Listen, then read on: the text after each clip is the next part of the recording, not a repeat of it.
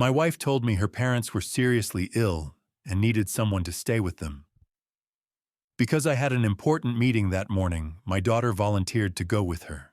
I trusted them completely. Why wouldn't I? They left together in a rush, and I stayed behind believing my family was doing the right thing. But an uneasy feeling wouldn't leave me, so I decided to drive there unannounced. When I quietly stepped inside the house, I almost passed out. What I witnessed wasn't care or concern. It was a cold, calculated betrayal involving the two people I loved most. And that was the moment I realized this wasn't just a lie. It was the beginning of the end of everything I believed in. Thank you so much for being here with me. Before I begin sharing the story of my family, I'd love to know more about you. Please take a moment to leave a comment. Where are you watching from?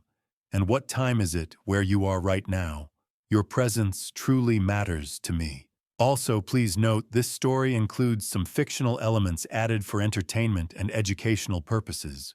Any resemblance to real names or settings is purely coincidental, but the message I'm sharing here is meant to be useful.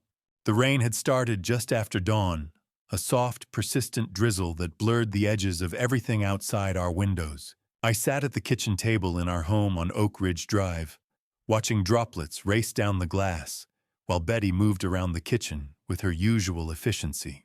The smell of fresh coffee and scrambled eggs filled the air. Audrey was scrolling through her phone, occasionally laughing at something on her screen. It was ordinary, perfectly, beautifully ordinary. Dad, did you see this article about the new waterfront development? Audrey looked up from her phone, her green eyes bright with interest. They're saying it could bring in thousands of new jobs. I nodded, sipping my coffee. The firm's been tracking that project. We might bid on the accounting contract. Betty set a plate of toast in front of me, her hand briefly touching my shoulder. You've got that big client meeting today, right? The tech startup. Yeah, Tech Vista. They're looking to expand, need someone to handle their books as they scale up. I glanced at the clock. Meeting's at 11, should be straightforward. Audrey pushed her eggs around her plate. I've got that project deadline at the marketing agency. My boss is being impossible about the timeline, but her words were cut off by the sharp ring of Betty's phone. I watched my wife's face as she answered. Mom, what's wrong? The transformation was instant. The color drained from Betty's cheeks. Her hand gripped the edge of the counter knuckles, going white. When did this start? Betty's voice rose with panic. How high is his fever? I was on my feet before I realized I'd moved. Audrey had set down her phone, her face mirroring her mother's concern. Okay. I'm coming. Right now. Betty's hand trembled as she lowered the phone. When she looked at me, tears were pooling in her eyes. Joseph, it's Dad. He's running a fever of 103. And Mom, she's having severe chest pains. She can barely breathe. My stomach dropped. Walter and Mildred were in their 80s. Any serious illness at their age could be. I didn't want to finish that thought. I'm coming with you. I was already reaching for my keys. No. Betty shook her head firmly. You have that meeting with Tech Vista. It's important for your career. I'll be fine. I'll just drive to Salem, make sure they're okay. Maybe take them to the hospital if needed. Betty, your parents are more important than any meeting. I'll go with Mom. Audrey stood up, already pulling her hair back into a ponytail. Grandma and Grandpa need both of us there. You handle your meeting, Dad. We've got this. I looked at my daughter, my smart, caring, beautiful daughter, and felt a surge of pride. Even in a crisis, she knew what mattered. Family, always family. Are you sure? I looked between them. Betty was already gathering her purse. Her movements quick and efficient, despite the fear in her eyes. We're sure. You've worked so hard for this opportunity, Joseph. We'll call you as soon as we get there and assess the situation. Audrey grabbed her jacket from the back of her chair. Don't worry, Dad. We'll take care of them. I pulled them both into a hug. Betty's perfume, the same lavender scent she'd worn for 30 years, wrapped around me. Audrey squeezed my hand. "She'll call me the moment you get there," I said. "I don't care if I'm in the middle of the meeting, and if they need to go to the hospital, I'm driving straight to Salem. We will." Betty kissed my cheek. "I love you." "Love you too, Dad." Audrey was already heading for the door. I stood in the doorway watching their car pull out of the driveway. Betty's silver sedan disappeared around the corner, taillights blinking red through the rain. The house felt wrong without them. I walked back to the kitchen, poured myself another cup of coffee, and sat down at the empty table. The eggs had gone cold. Audrey's phone charger was still plugged into the wall. Betty's reading glasses sat on the counter next to her half-finished crossword puzzle. I picked up my own phone, scrolled through my calendar. The Tech Vista meeting. A follow-up call with another client at 2. Dinner plans with the Johnsons on Saturday that would need to be canceled if Walter and Mildred's situation was serious. But something felt off. I couldn't explain it. Couldn't point to any specific detail that seemed wrong. Maybe it was the way Betty had grabbed her purse a little too quickly. Maybe it was how Audrey had volunteered to go along a little too eagerly. Maybe it was just the fear talking, the ancient instinct that whispers warnings when the people you love are in danger. I walked into the living room, stood in front of the mantel where our family photos were displayed. Betty and me on our wedding day, both of us impossibly young. Audrey graduating from college, her smile radiant under the mortarboard. The three of us on vacation in Cannon Beach, wind-whipping our hair as we laughed at something I couldn't remember anymore. 24 years of marriage. 24 years of building a life together. A daughter we'd raised with love and care. In-laws who'd welcomed me into their family from the very beginning. Everything I'd ever wanted was in those photos. So why did I feel like I was standing on the edge of something dark and vast? I checked my watch. 10:15. The Tech Vista meeting was in 45 minutes. I should get going, prep my materials, review the proposal one more time. But I couldn't shake the feeling. I pulled up Betty's contact on my phone, hesitated with my thumb over the call button. She'd barely had time to get on the highway. Calling her now would just make me look paranoid, worried over nothing. I set the phone down.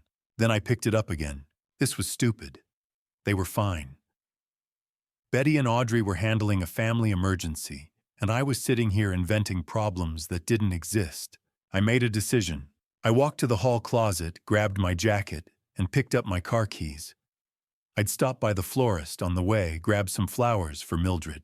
Maybe pick up some medicine at the pharmacy, fever reducers, pain relievers, whatever might help. Then I'd drive to Salem, check on Walter and Mildred myself, make sure everything was under control. The Tech Vista meeting could wait. They'd understand. Family came first. I was pulling out of the driveway 20 minutes later, a bouquet of white lilies on the passenger seat, next to a bag from the pharmacy.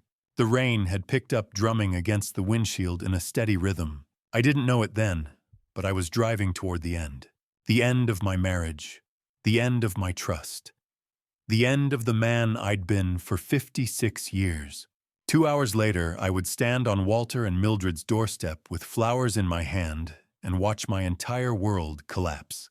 But in that moment, driving through the rain with the radio playing softly, I still believed the lie.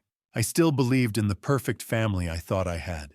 I'd been driving for 45 minutes, the windshield wipers keeping rhythm with my thoughts, as rain continued to fall across Interstate 5.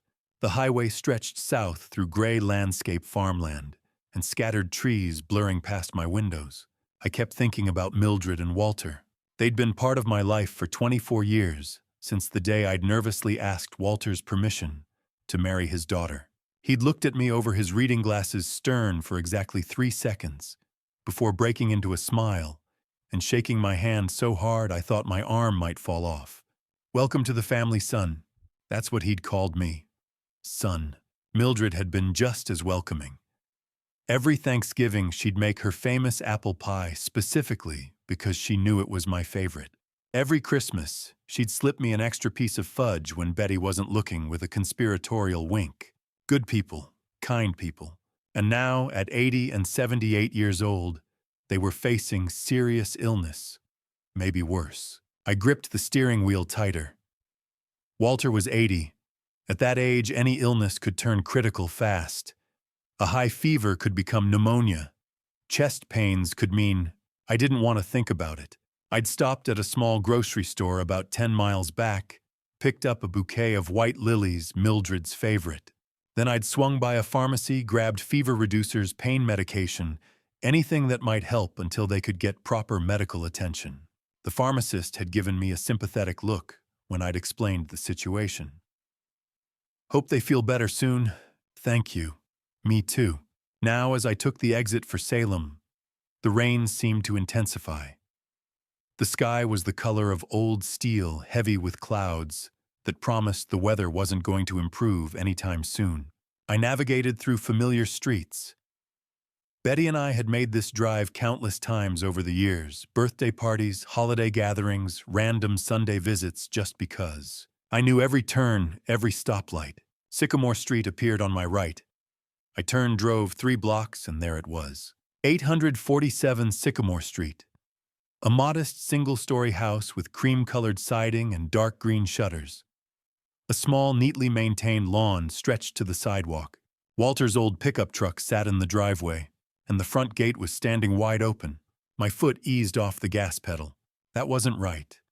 Walter and Mildred always kept that gate closed. Always. Walter had installed it himself 15 years ago, after a neighbor's dog had gotten into their yard and dug up Mildred's rose bushes. He was religious about keeping it latched, but today it stood open, swinging slightly in the breeze. I pulled past the house and parked about 30 yards down the street next to a large oak tree. Some instinct I couldn't name told me not to park right in front, not to announce my arrival. I sat there for a moment, engine running, wipers still going. Through the rain-streaked windshield, I could see the house clearly. Lights were on inside. No signs of distress, no ambulance, no frantic activity that you'd expect if 2 elderly people were seriously ill.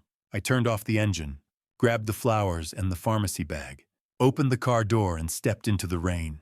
The walk to the house felt longer than it should have. Each step seemed to echo too loud against the wet pavement. My shoes squelched softly on the damp grass as I crossed the yard. That's when I heard it, a television.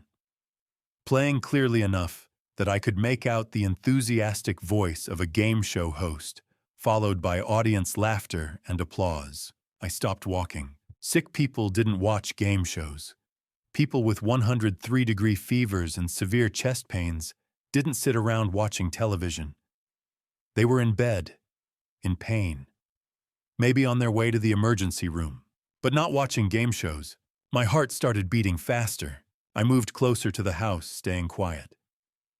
The front door was slightly ajar, just a crack, but enough that I could see into the dim hallway beyond.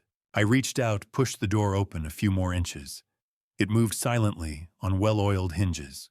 The interior of the house looked normal.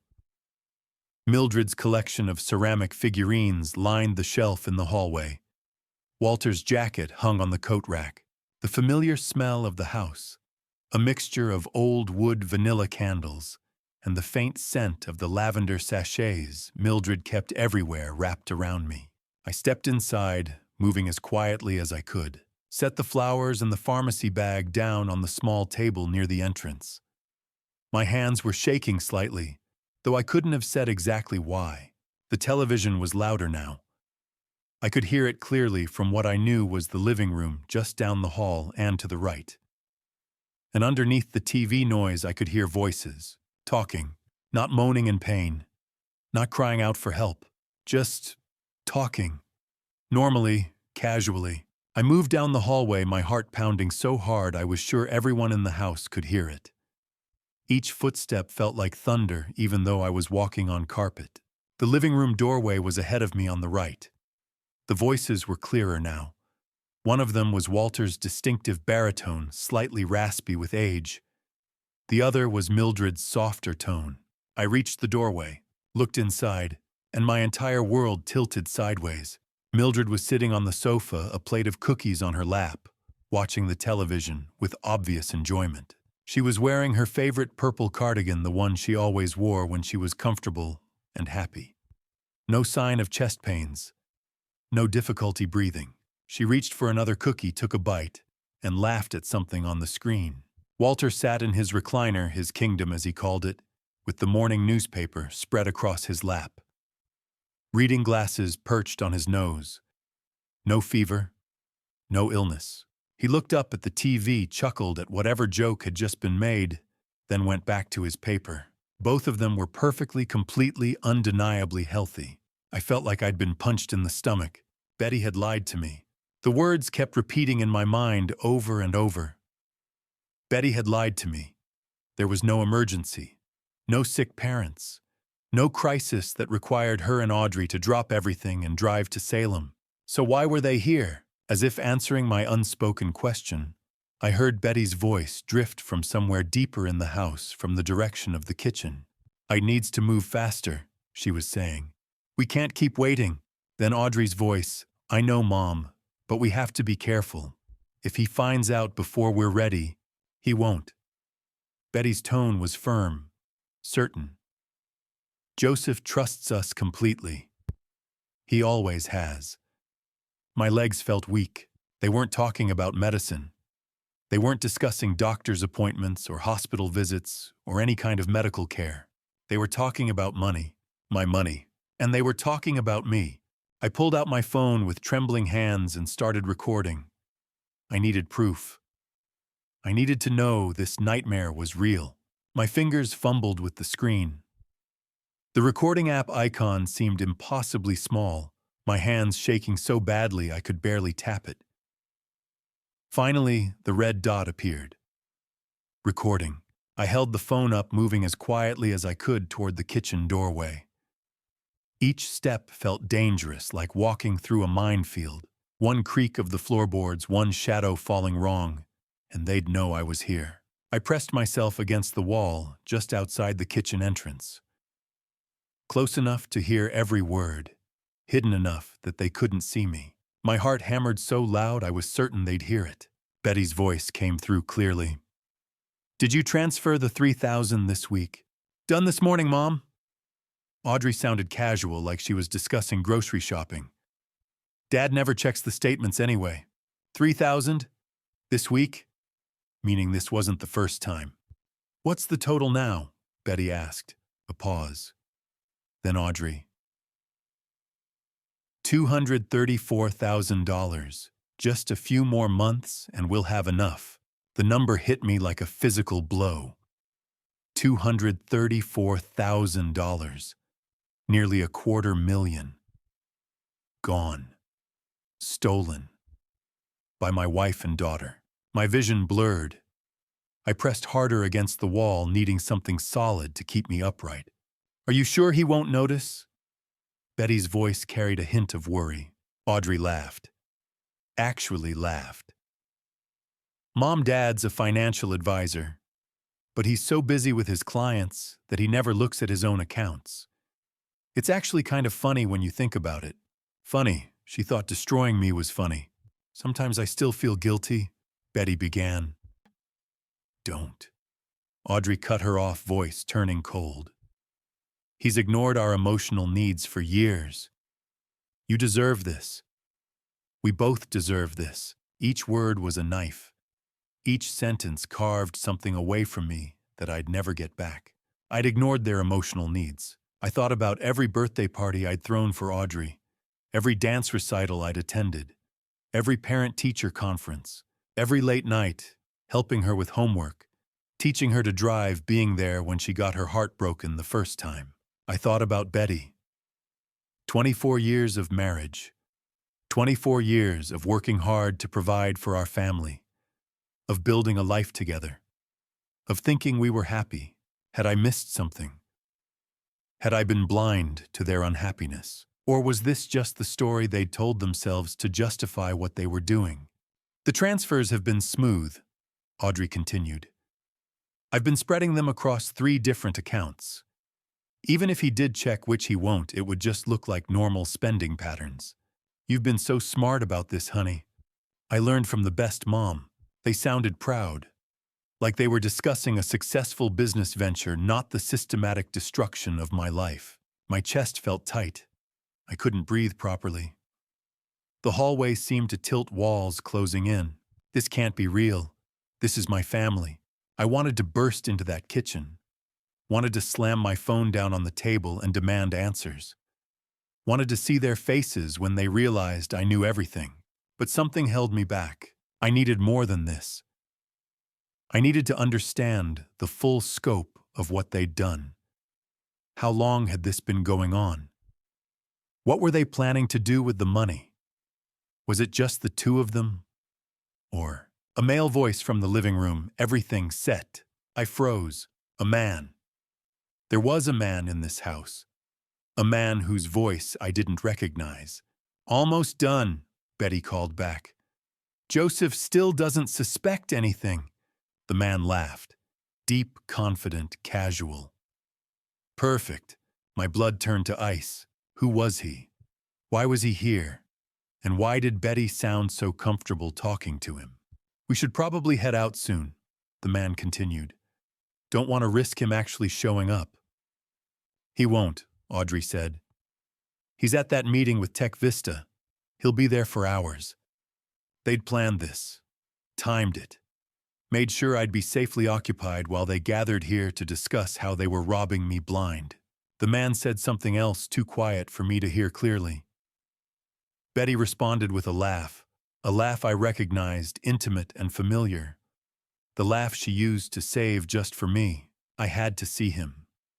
Had to know who this person was who'd become part of my family's conspiracy against me. I moved carefully toward the living room doorway and looked inside. What I saw made my blood run cold. My hands steadied on the phone, still recording, as I inched closer to where I could see into the living room without being seen myself. The angle was awkward, forcing me to lean against the doorframe, but I had a clear view. A man sat on the sofa. Early 30s, maybe. Athletic build, well-dressed in dark jeans and a fitted sweater. Handsome in that casual, confident way that probably made him used to getting what he wanted. He sat close to Betty.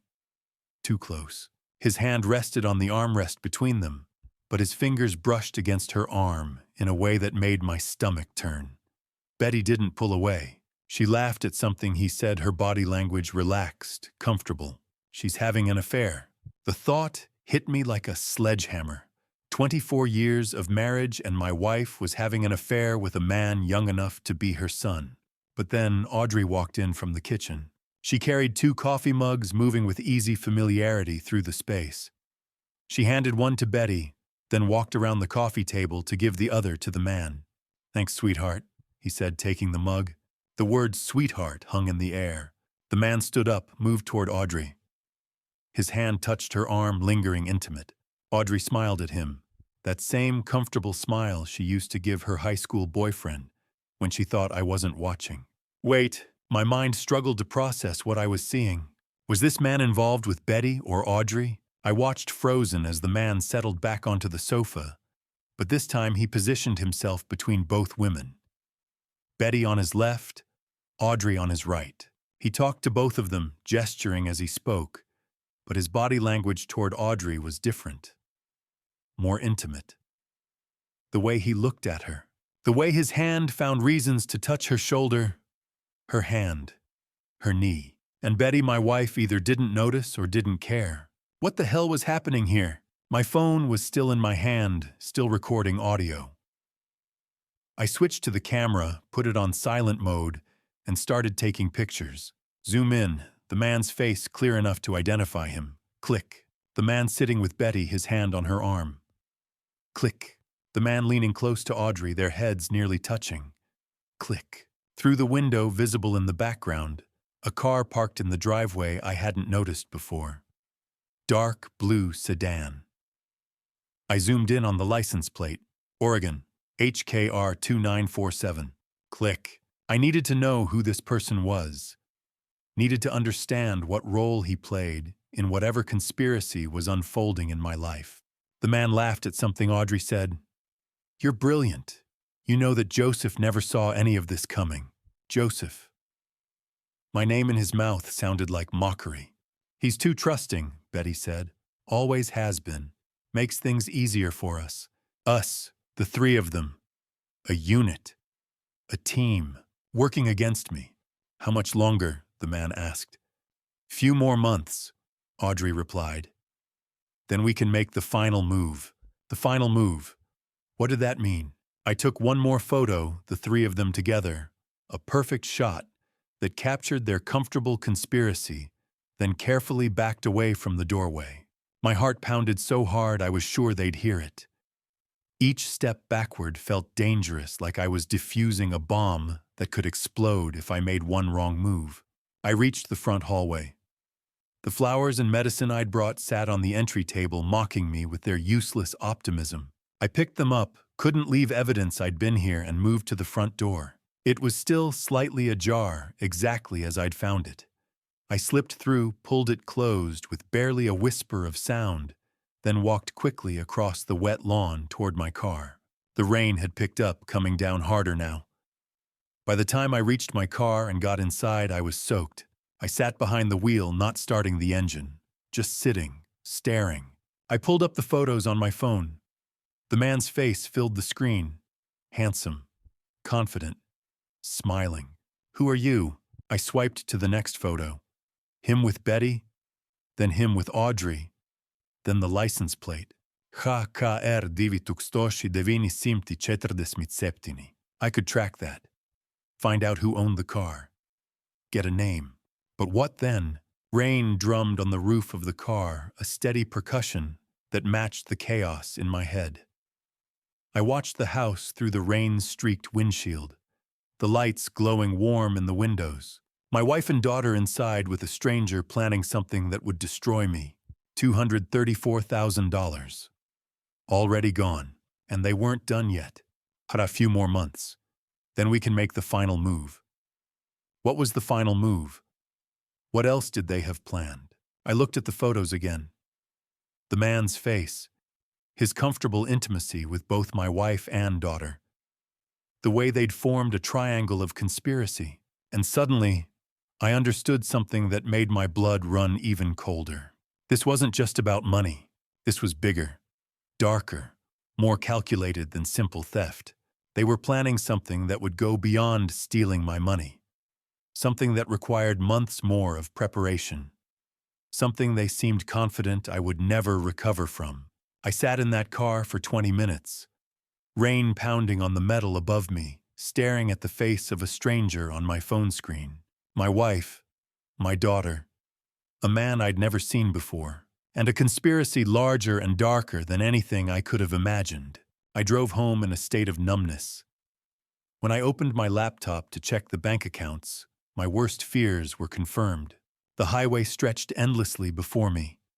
Rain had stopped leaving wet pavement that reflected gray sky.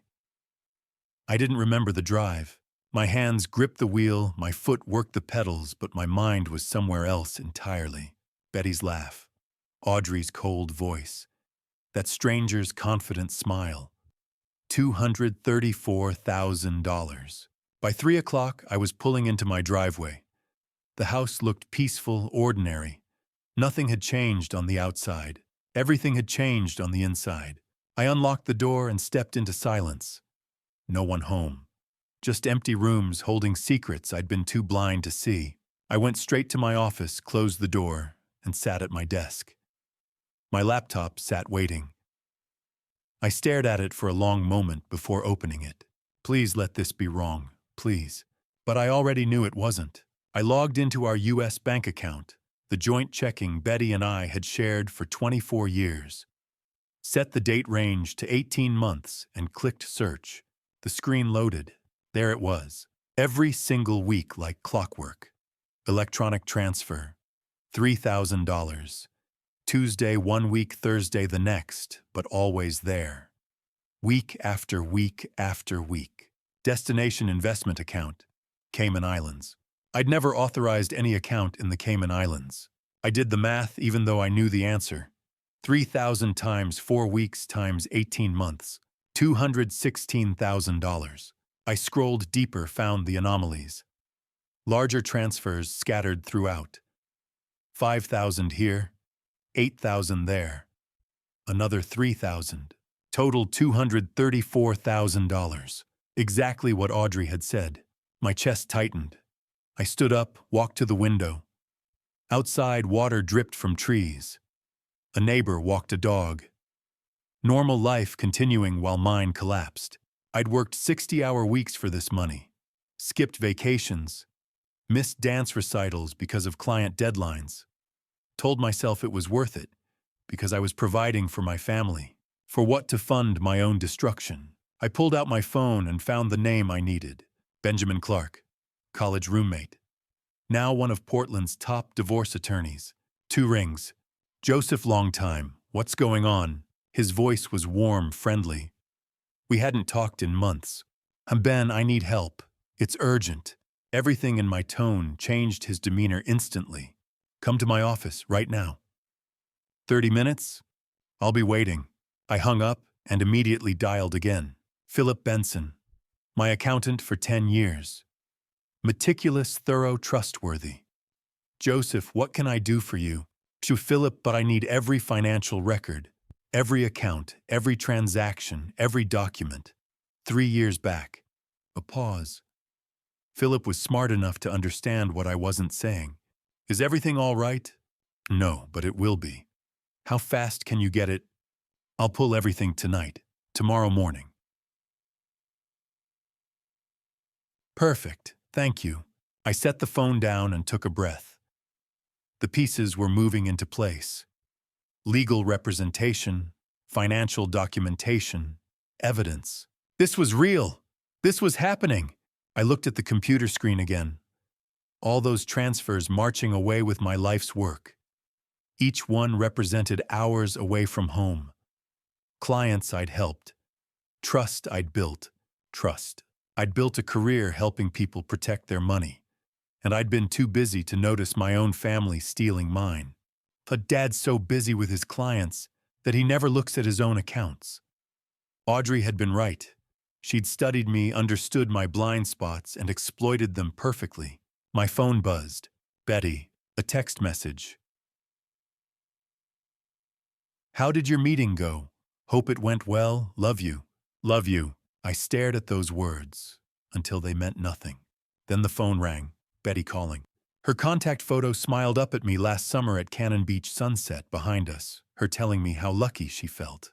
She couldn't know I knew. Not yet. Not until everything was in place. The phone rang, once, twice, 3 times. My finger hovered over the answer button, but I couldn't. Not yet. Not before I understood everything. Not before I had a plan. I let it go to voicemail. Guilt twisted inside me, 24 years of being the husband who always answered, who was always there. But that husband had been a fool. That husband had trusted while they robbed him blind. I couldn't be that husband anymore. Another buzz, voicemail notification. I didn't listen. Instead, I grabbed my keys, my laptop, and the printed bank statements. 30 minutes to Benjamin's office. I needed to move. As I locked the front door, my phone buzzed again. Betty. Everything okay? You didn't answer. I typed back with steady hands. Sorry, in the car. Meeting ran late, heading to another client. Talk tonight. Love you. The lie came easier than expected. I got in my car and drove toward downtown Portland, toward Benjamin's office, toward whatever came next. Behind me, the house stood empty, holding secrets I'd been too blind to see. But I wasn't blind anymore. Benjamin listened to the recording in absolute silence. When it ended, he looked at me with a mix of pity and cold fury. His office occupied the 20th floor of a downtown Portland high-rise. Glass walls offered a view of the city, spread below us, lights beginning to flicker on as evening approached. Modern furniture, law books lining one wall, and a desk that probably cost more than most people's cars. I'd driven here in a daze, the recording burning in my phone like evidence of a crime I still couldn't fully accept was real. Benjamin had cleared his schedule like he'd promised. Now he sat across from me, his expression growing darker with every word from the recording. Betty's voice. Did you transfer the 3,000 this week? Audrey's reply. Done this morning, Mom. 5 minutes of my family casually discussing how they'd stolen from me. When it finally ended, silence filled the office. Joseph. Benjamin's voice was controlled professional, but I could hear the anger underneath. This is fraud, embezzlement, conspiracy. This isn't just a bad marriage. This is criminal. I showed him the photos next. The man on my phone screen sitting between my wife and daughter, comfortable and confident.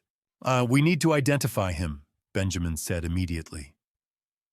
I'm recommending we hire a private investigator. Beverly Quinn, she's the best in Portland. Whatever it takes. He nodded, already making notes. Here's what we're going to do. You don't confront them. Not yet. We build an ironclad case, first financial record surveillance evidence of every transaction.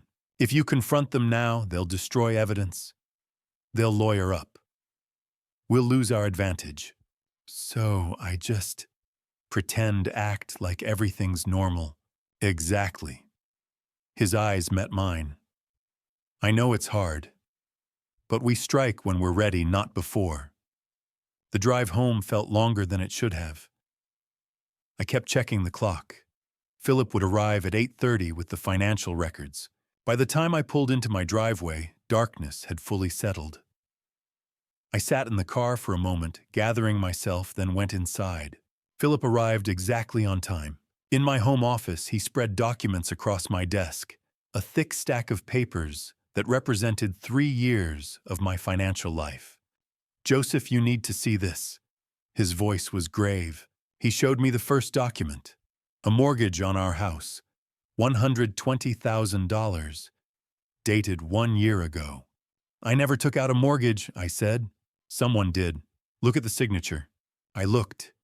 It was supposed to be mine, but the handwriting was slightly off. Close, but not quite right. That's not my signature. I thought as much. Philip pulled out another document. And this. Your life insurance policy. 6 months ago, the beneficiary was changed. I stared at the paper. Where Betty's name should have been, I saw Audrey's name instead. I never authorized this change. Someone did. Someone with access to your personal information, your signature, your accounts. My hands went cold. They're planning something worse than theft. It appears that way. Philip's expression was grim. I'll have a complete analysis by the weekend. But Joseph, you need to be very careful. The sound of the front door opening made us both freeze. Dad, we're home. Audrey's voice, bright and cheerful, echoed through the house. I looked at Philip. He quickly gathered the documents, tucked them into his briefcase. Act normal, he whispered. I'll let myself out the back. I took a breath, forced my face into something resembling a smile, and walked out of my office. Audrey stood in the hallway, her face lit with what looked like genuine happiness. She rushed forward and hugged me. When Grandma and Grandpa are doing so much better. I hugged her back, feeling my heart crack. That's wonderful, sweetheart. Betty appeared behind her, tired but smiling. She kissed my cheek. Thank you for being so understanding about us leaving suddenly. Of course, I'm just glad they're okay. The lies came so easily now. Let me order pizza. It's late for dinner.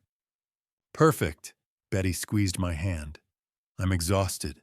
20 minutes later, we sat around the kitchen table with pizza boxes open between us. A normal family having a normal dinner. Audrey talked about work stress.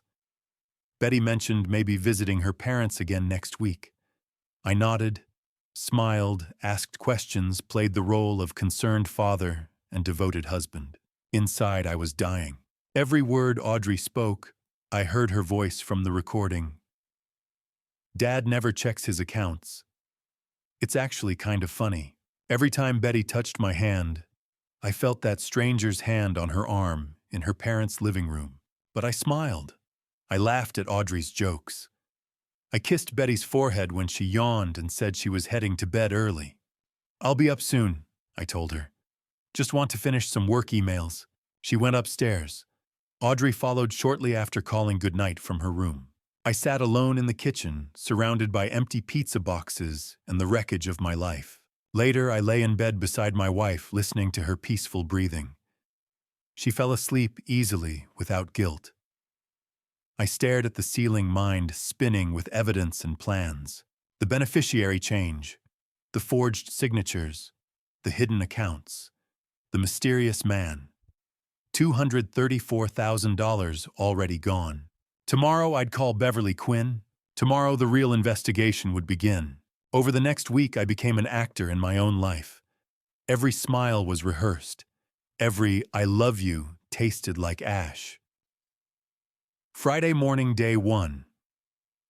I sat across from Beverly Quinn in her office on the east side of Portland. Modest space filing cabinets lining the walls, computer screens showing surveillance footage from other cases. Professional, efficient, exactly what I needed. Beverly was in her 50s, sharp-eyed with the kind of presence that made you feel like she saw everything you were trying to hide. "Tell me everything," she said. I showed her the photos, the recording, the license plate number HKR 2947. She studied each piece of evidence, carefully taking notes. "I'll find out who he is, where he goes, who he's really with. I need everything, no matter how much it hurts. You'll have answers within a week." She looked at me directly. "But Joseph, be prepared. The truth is rarely kind." I already knew that. The drive home felt surreal. I was about to spend the next week pretending nothing had changed, while a stranger investigated my family's betrayal. That weekend began the torture. Saturday morning, I made breakfast. Betty came downstairs in her robe, kissed my cheek, told me the eggs were perfect. I smiled, kissed her back. Tasted nothing but lies. Audrey joined us, cheerful and bright. "Dad, this is amazing. You're the best. To do anything for my girls." The words came automatically hollow. At work, I couldn't concentrate. Clients asked questions I had to ask them to repeat. Numbers blurred on spreadsheets. My assistant knocked on my door Tuesday afternoon. "Mr. Barrett, are you feeling all right? You seem distracted." "Just a lot on my mind. I'm fine." But I wasn't fine. Every evening I came home to family dinners. Betty would talk about her day visiting friends, running errands, helping her parents. All of it probably lies. Audrey would share excitement about work projects and marketing campaigns. "The new campaign is launching next week, Dad. I think it's going to be huge." "That's wonderful, sweetheart. You've worked so hard." I wanted to scream, wanted to flip the table and demand the truth. Instead, I smiled and asked follow-up questions like a good father. Betty noticed something was wrong by Wednesday. "Honey, you look exhausted. Is everything okay?" Busy season. You know how it gets." "Maybe you should take a day off." "I will soon." Another lie to add to the pile. The nights were worst. Lying next to Betty in the dark, listening to her peaceful breathing while my mind spun with evidence and questions. She slept easily without guilt. I stared at the ceiling until dawn. Thursday night I broke down in my home office, sat alone in the dark, head in my hands. 24 years of marriage. A daughter I'd raised from birth. Had any of it been real? My phone rang. Beverly. Joseph, I've identified him. Evan Cross, 32 years old, personal trainer at Equinox Gym in the Pearl District. Lives in a luxury apartment nearby. My hands went cold. Is he with my wife? I'm still confirming details. Give me more time. 2 days later, day 5, she called again. "Joseph, I've been following Evan for 5 days now. And he meets with Audrey every single day. Coffee shops, his apartment, restaurants, they're clearly involved." I felt sick. "What about Betty?" "He's met with Betty twice. Both times Audrey was present, but the body language..." Beverly paused. "He's not with Betty, Joseph. The intimacy, the way he looks at her, touches her, that's all directed at Audrey." The words took a moment to land. "You're saying, Evan is your daughter's boyfriend, not your wife's. I sat down heavily. The room tilted. Audrey was the mastermind, not Betty. My daughter, my little girl, was manipulating her own mother, using her. And Betty either didn't see it or didn't care. I remembered the life insurance documents, the beneficiary change, Audrey's name replacing Betty's. She's planning something, I said quietly. Something worse than theft. Joseph, there's more. My grip tightened on the phone. What? I've been monitoring online activity. Audrey's been searching for information about substances that don't leave traces. And I checked your car's maintenance records. Someone tampered with your brake system 3 weeks ago. The world stopped. What are you saying? Beverly's voice was steady but grave. I'm saying your daughter may be planning to harm you. 3 days passed in uneasy silence. I still went through the motions, work, home, family dinners, but I watched Audrey carefully. Then, on day 10, someone tried to end my life. Wednesday afternoon, 5:45. I left my office building and walked to the parking garage, briefcase in hand, mind occupied with client files and Beverly's latest report. The rain had started again, Portland's constant companion. I got in my car, started the engine, and merged onto Interstate 5 southbound toward home. Traffic was moderate, rush hour but not terrible. Rain made the pavement slick, headlights reflecting off wet asphalt. I stayed in the middle lane, cruise control set to 65. 15 minutes into the drive, the car ahead of me braked suddenly. I pressed the brake pedal. Nothing happened. The pedal went straight to the floor. No resistance. No slowing. My car kept rolling forward, momentum carrying me toward the stopped vehicle ahead. No, no, no, no! I pumped the brake. Nothing. Pressed harder. The pedal hit the floor with each push, useless. Ahead of me, concrete barriers. Behind me, cars approaching fast. To my left, a semi-truck barreling down the highway. I yanked the wheel hard right. The car slid across lanes. Tires screamed. A horn blared, the truck missing me by inches. I felt the air displacement as it roared past. More horns, shouting. My car skidding sideways across 2 lanes. I pulled the emergency brake, grabbed it hard and held on. The car shuddered, fishtailed, but finally began to slow. I guided it to the shoulder, fighting for control. Gravel crunched under tires. The car lurched, bounced, and came to a stop.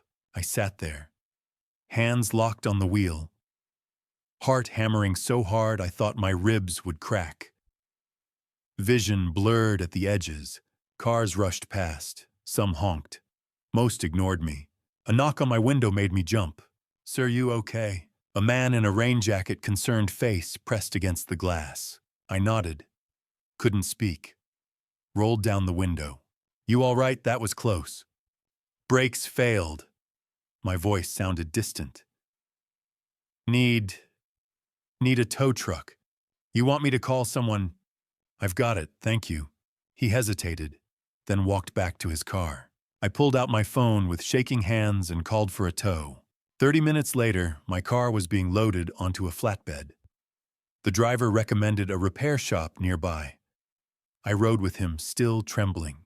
At the shop, a mechanic crawled under my car while I waited in the office, drinking terrible coffee and trying to stop my hands from shaking.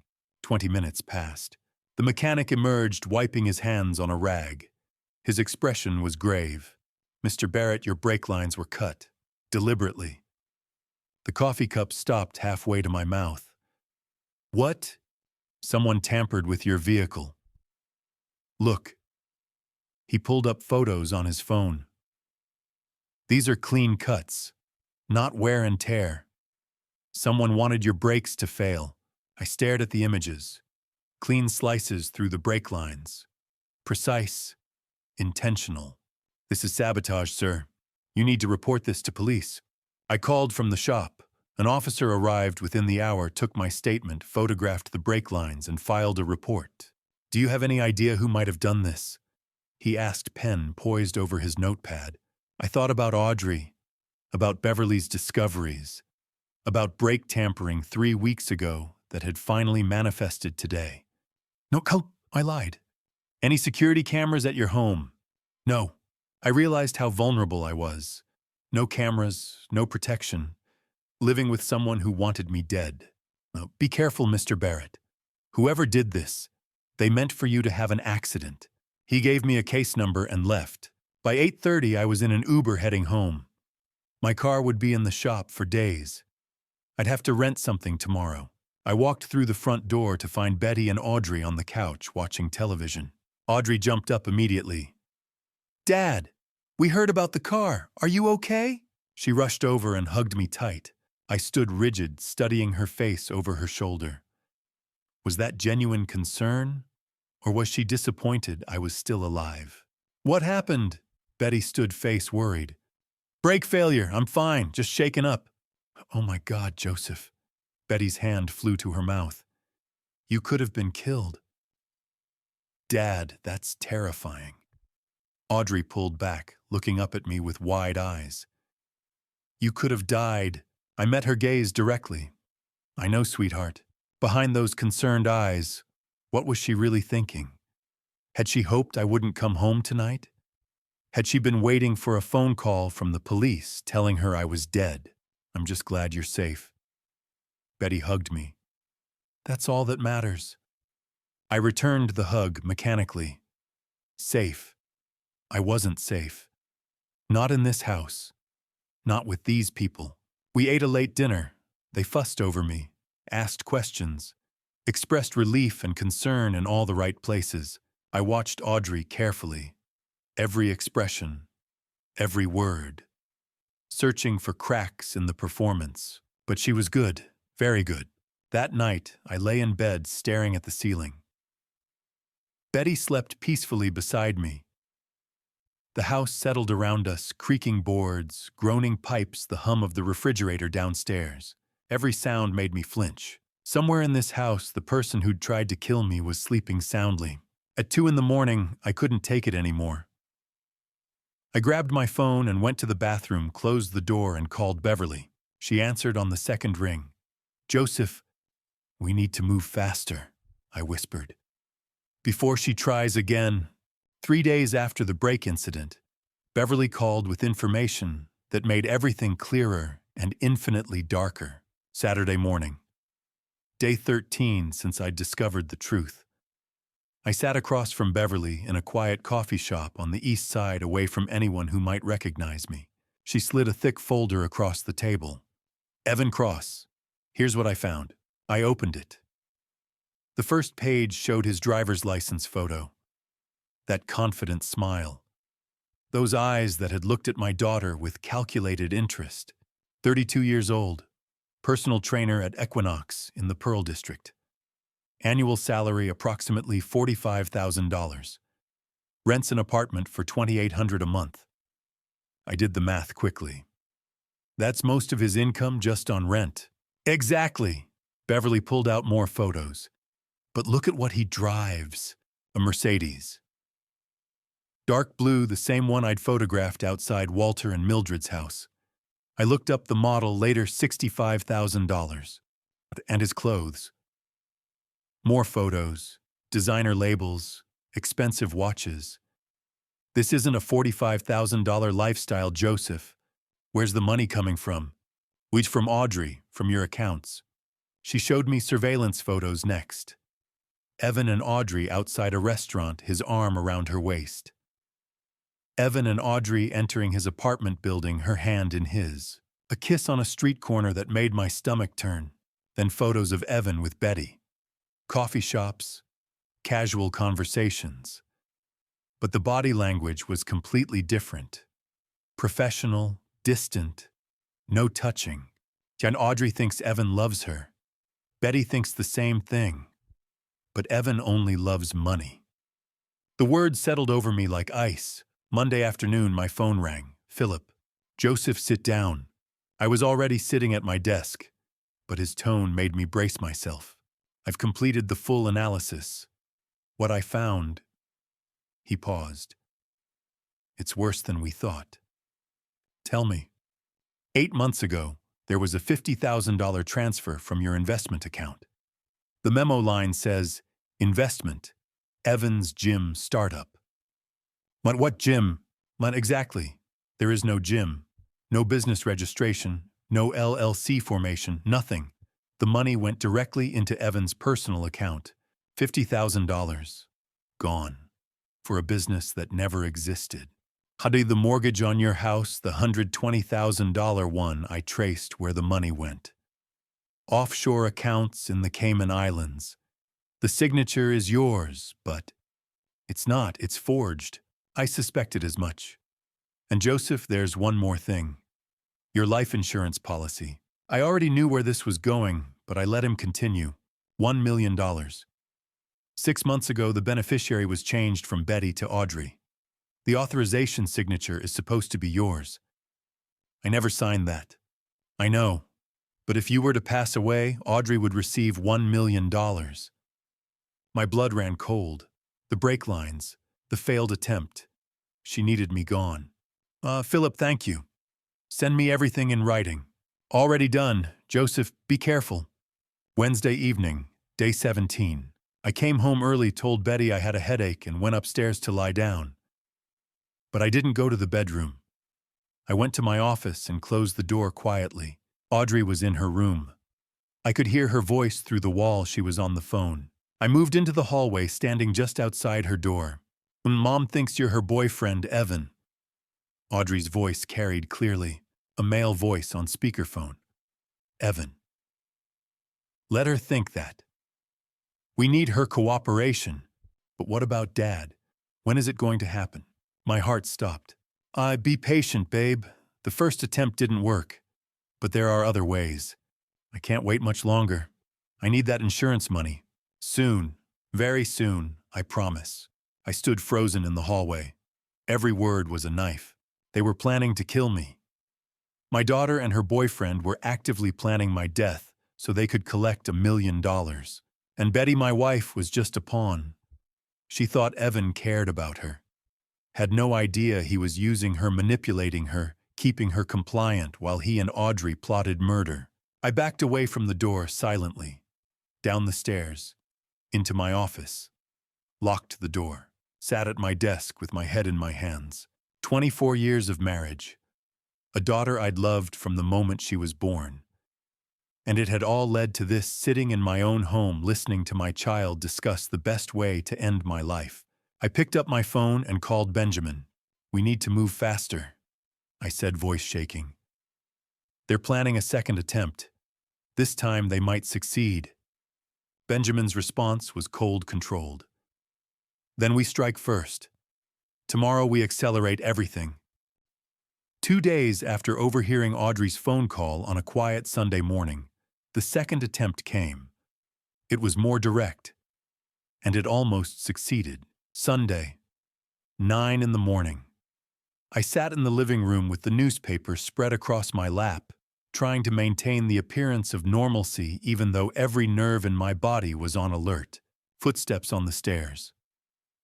Audrey came down, already dressed, her face bright with a smile. Good morning, Dad. Want some coffee? I'm making your favorite. I looked up from the paper. My favorite. Caramel latte with an extra shot of espresso. She only made that on special occasions. That would be great, sweetheart. She disappeared into the kitchen. I heard the espresso machine hissing the clink of mugs. 10 minutes later, she returned carrying a large ceramic cup. Extra shot, just how you like it. She set it on the coffee table in front of me with a smile that looked completely genuine. Thank you, Audrey. She settled onto the couch beside me, picking up her phone but not really looking at it, watching me instead in her peripheral vision. I wrapped my hands around the warm cup. Steam rose from the surface. It smelled perfect, rich coffee, sweet caramel, exactly the way I'd always liked it. Is this it? Is this the moment? But I couldn't show fear. Couldn't let her know I suspected anything. I took a sip. It tasted normal. Sweet, strong, exactly right. I took another sip, then another. Over the next 20 minutes, I drank half the cup while reading the sports section and occasionally commenting on articles to Audrey. She responded appropriately, laughed at the right moments, asked questions. The perfect daughter, spending a quiet Sunday morning with her father. 9:45. The room tilted. I gripped the armrest of the chair. The newspaper slid from my lap. Dead. Audrey's voice sounded distant. "You okay?" My heart was racing, pounding so hard I could hear it in my ears. The room spun like I was on a carnival ride. "I don't feel right." I tried to stand. My legs buckled. I went down hard, hitting the floor with my shoulder. The impact barely registered through the chaos in my head. Couldn't breathe. My chest was tight, constricting, vision blurring at the edges. "Dead Mom." Betty's footsteps thundered down the stairs. "Conivdi, Joseph." I tried to respond, but couldn't form words. The ceiling swam above me. Audrey's face appeared hovering over mine, her expression perfectly crafted concern. "Call 911. Her voice sharp, panicked. "Mom, call them now." Betty's voice from somewhere far away. My husband collapsed. He's barely breathing. The world faded in and out. Darkness creeping in from the sides. My last coherent thought. She did this. She put something in the coffee, then nothing. Fluorescent lights, beeping machines, the antiseptic smell of hospital. I opened my eyes slowly. White ceiling tiles, an IV in my arm. A doctor stood beside the bed, checking a chart. He noticed I was awake. Mr. Barrett, you're at Providence Portland Medical Center. You had a severe reaction. Your wife brought you in." "What happened?" "We found extremely high levels of sedatives in your system, enough to cause respiratory failure." "How much did you take this morning?" My mind raced through the fog. I needed to be careful. Couldn't reveal the truth yet. Not until everything was ready. I must have taken my sleep medication by mistake. Thought it was my vitamins. The doctor's expression was skeptical. "Mr. Barrett, the concentration we found would be equivalent to 8 to 10 pills. Are you certain this was accidental?" "I've been under a lot of stress. Work. I probably wasn't paying attention." He studied me for a long moment. "We'll need to keep you overnight for observation." After he left, Betty and Audrey were allowed in. Betty rushed to the bedside, tears streaming. "Joseph, you scared us to death." Audrey took my hand, squeezing it gently. Her fingers felt cold. "Dad, you have to be more careful with your medications." I looked into her eyes, saw perfect concern, perfect worry, a flawless performance. "I will, sweetheart, I promise." She held my hand for another moment, then let go. As she turned away, I could swear I saw something else flicker across her face. Disappointment, frustration. She'd expected me to die today. That night, after Betty and Audrey had gone home, after the nurses had checked on me one final time, I locked myself in the hospital bathroom with my phone. My hands shook as I dialed Beverly's number. "She tried again," I whispered. "Something in the coffee. Sedatives." I almost didn't make it. Beverly's voice came through cold as steel. "Joseph, we end this now. I'm arranging 24-hour protection, and we need 1 week to prepare everything perfectly. Next Sunday. We'll end this next Sunday." Benjamin called it the end game. I called it justice. Either way, we had 1 week to prepare for the moment that would change everything. Wednesday morning. Day 23. I sat in Benjamin's conference room, surrounded by evidence of my family's betrayal. Benjamin, Beverly, and Philip were all present. The table between us was covered with documents, photos, and printed transcripts. Let's review what we have. Benjamin organized the materials into neat stacks. First, the audio recordings. 5 minutes of Betty and Audrey casually discussing how they'd stolen from me. Their voices clear and damning. Next, Beverly's surveillance photos. Evan with Audrey kissing, holding hands, entering his apartment. Evan with Betty coffee conversation, careful distance. Then Philip's financial analysis. He'd compiled everything into a single report. $234,000 stolen through wire transfers over 18 months. $120,000 taken through a forged mortgage on your house. 50,000 sent to a fake gym investment that never existed. He looked up at me. Total $404,000. The number sat heavy in the air. The life insurance policy change. Philip continued. $1 million. Beneficiary switched from Betty to Audrey 6 months ago. Your signature forged. Beverly added her findings. Brake sabotage. We have the mechanics report showing deliberate tampering, and the hospital records from the sedative overdose. Benjamin tapped the table. This is enough for criminal prosecution. Fraud, embezzlement, conspiracy to cause harm. The evidence is overwhelming. What about Evan? I asked. Beverly's expression shifted slightly. I'm still digging. There's something bigger here. Give me 2 more days. We don't have 2 days. Sunday is... I know. She met my eyes. And you'll have everything you need by then. I promise. Security was the next discussion.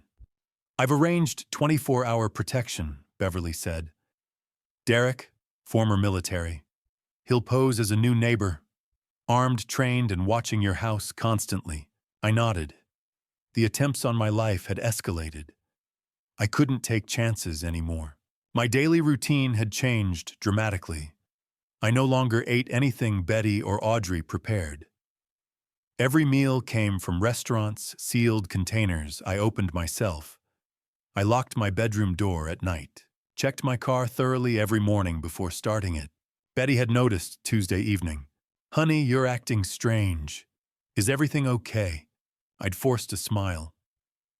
Just work stress. Big account about to close. She'd seemed to accept that, but I'd seen the concern in her eyes. Or maybe suspicion. I couldn't tell anymore. Friday evening, day 26. We sat around the dinner table, Betty, Audrey, and me eating takeout Chinese food. I set down my chopsticks and spoke casually. Let's do a family dinner Sunday night, here at home. Betty looked up, surprised but pleased. That sounds wonderful. What's the occasion? An important announcement about our future. Audrey's eyes narrowed slightly. I hope it's good news. You'll see. I took a sip of water. Oh, and Audrey, why don't you invite Evan? I'd like to meet him officially. The change in her expression was instantaneous. Fear flashed across her face, quickly masked. Evan, why? Your mother's mentioned how helpful he's been. With her parents' health issues, I'd like to thank him properly. Betty looked confused, but didn't object. She still believed Evan was somehow connected to her helping her family. Audrey's voice was careful. I'll ask him. Great. Sunday at 7. Formal dinner. I returned to my food as if the conversation was trivial, but I'd seen it. That moment of panic. She knew something was wrong. The trap was being set and she could feel it. Saturday, day 27. Final preparations. Benjamin called with updates. Police are on standby. Plainclothes unmarked car parked 2 blocks away. They'll move on your signal. Beverly arrived at my house mid-morning to install hidden cameras. Small devices positioned around the dining room, living room, and entryway, all feeding to a secure server. Everything will be recorded, she said. Audio and video. Court-admissible quality. I spent the afternoon in my office writing and rewriting what I'd say, practicing keeping my voice steady, my hands calm. At 6 o'clock, I called Beverly. The update on Evan, do you have it yet? I'm tracking something significant. You'll have it tomorrow morning. Joseph, it's bigger than we thought. This information, it's going to change everything. How so? Let's just say that even Audrey is going to realize she's been deceived. Sunday morning arrived with clear, cold skies. I stood in the kitchen at dawn, watching the sun rise over Portland's skyline. The city woke slowly, lights flickering on in apartments, early traffic beginning to move. By sunset, everything would be different. My family would be shattered. The truth would be exposed. And somewhere across this city, Beverly was preparing the final piece of evidence, a secret about Evan Cross that would prove even my daughter had been a pawn in a larger game. I poured myself coffee my own made with my own hands in my own kitchen and waited for the day to begin. Sunday evening, 6 o'clock sharp. The dinner to end everything was about to begin. 4 in the afternoon, I'd started setting the dining room table. Fine china we only used for special occasions.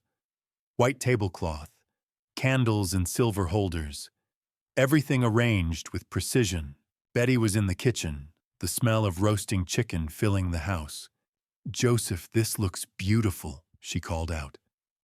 "What's this important announcement you mentioned?" "You'll hear soon enough. 5 o'clock. Audrey came downstairs, dressed carefully, black dress, pearl earrings, makeup done perfectly. But her hands kept reaching for her phone, checking it, setting it down, checking it again. "Is Evan coming?" I asked casually. "He'll be here at 6. Good. At 5:45, my phone buzzed. Text from Benjamin. Cameras live. Police ready. Good luck." I took a deep breath. 5:55, the doorbell rang. Audrey practically ran to answer it. I stayed in the living room listening. "Hey, babe." Evan's voice. A kiss. "You look amazing." They entered together. Evan wore a button-down shirt and dress pants, his appearance polished and confident. Exactly the kind of man who could charm his way into people's trust. I stood extending my hand. "You must be Evan. I'm Joseph." His handshake was firm, his smile easy. "Great to finally meet you, sir. I've heard so much about you." I studied him. Younger than I'd expected, early 30s, like Beverly had said. Handsome. The kind of charismatic presence that made you want to believe whatever he said. "Evan." Betty emerged from the kitchen, wiping her hands on a towel. "So glad you could make it." She moved to hug him. Evan returned the embrace politely, but I saw it his body oriented toward Audrey even while Betty's arms were around him. A subtle shift. A tell. Betty didn't notice. I noticed everything. "Should we sit?" Betty gestured toward the dining room. "Dinner's almost ready." But I wanted a few more minutes. Wanted to watch them interact in this space where they thought they were safe. "Let's chat first," I said.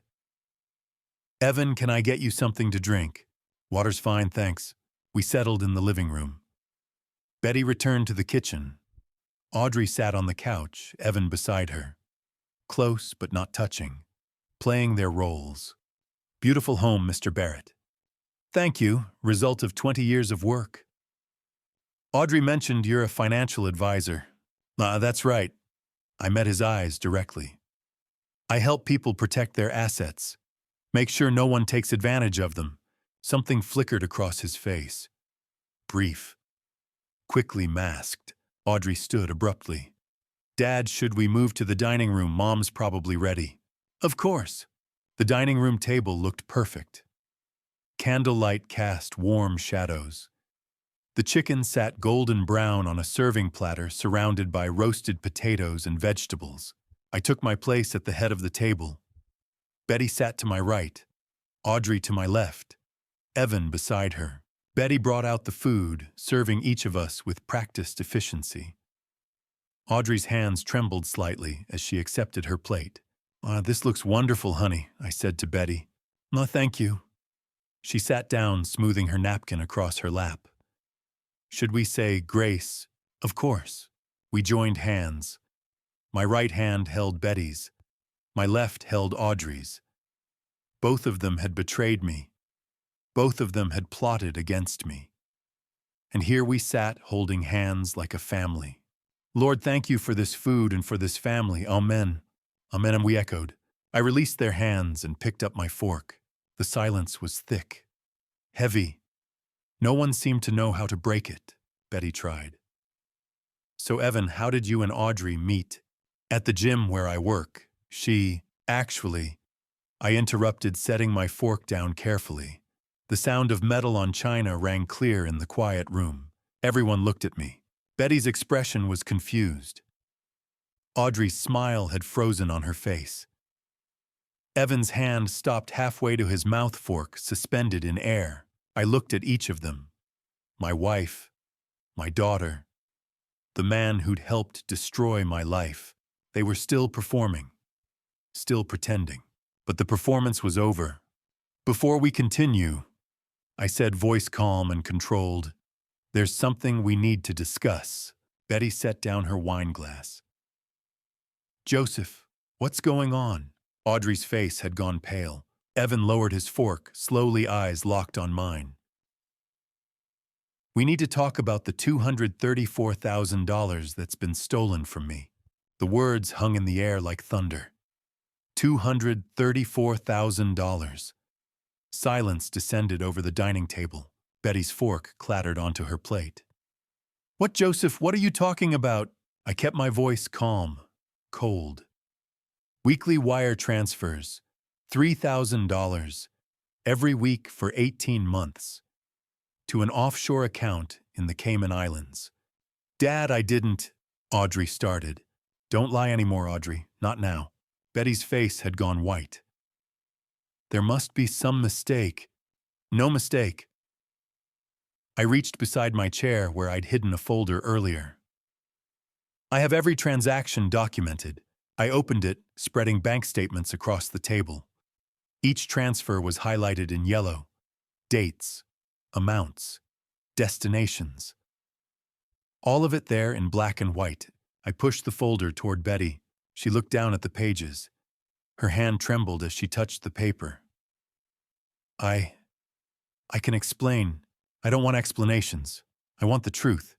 Betty's mouth opened, closed. No words came. I pulled out my phone. Let me play something for everyone. Joseph, don't. Betty's voice broke. I pressed play. Betty's voice came through the phone's speaker, clear and unmistakable. Did you transfer the $3,000 this week? Audrey's reply. Done this morning, Mom. Dad never checks the statements anyway. What's the total now? $234,000. The recording continued. 2 minutes of my wife and daughter casually discussing how they'd stolen from me. Every word precise, every admission damning. Betty's hand flew to her mouth. Tears began streaming down her face. Audrey sat frozen, face drained of color. Evan remained perfectly still, watching everything with calculating eyes. When the recording ended, I set the phone down. Recorded 3 weeks ago, at your parents' house in Salem. Betty looked up at me, eyes wide with shock. You were there. Your parents weren't sick, Betty. Never were. You lied so you could meet with Audrey and plan this. I kept my voice level. I heard everything. I saw everything. Joseph, I'm so sorry. Betty's voice shook. Sorry for what? For stealing from me or for getting caught. She flinched like I'd slapped her. I was lonely. The words burst out of her. You were never home, always working, always with clients. So you stole from me. That's your justification. Audrey said we deserved it, that you wouldn't even notice the money was gone. I turned to Audrey. You said that.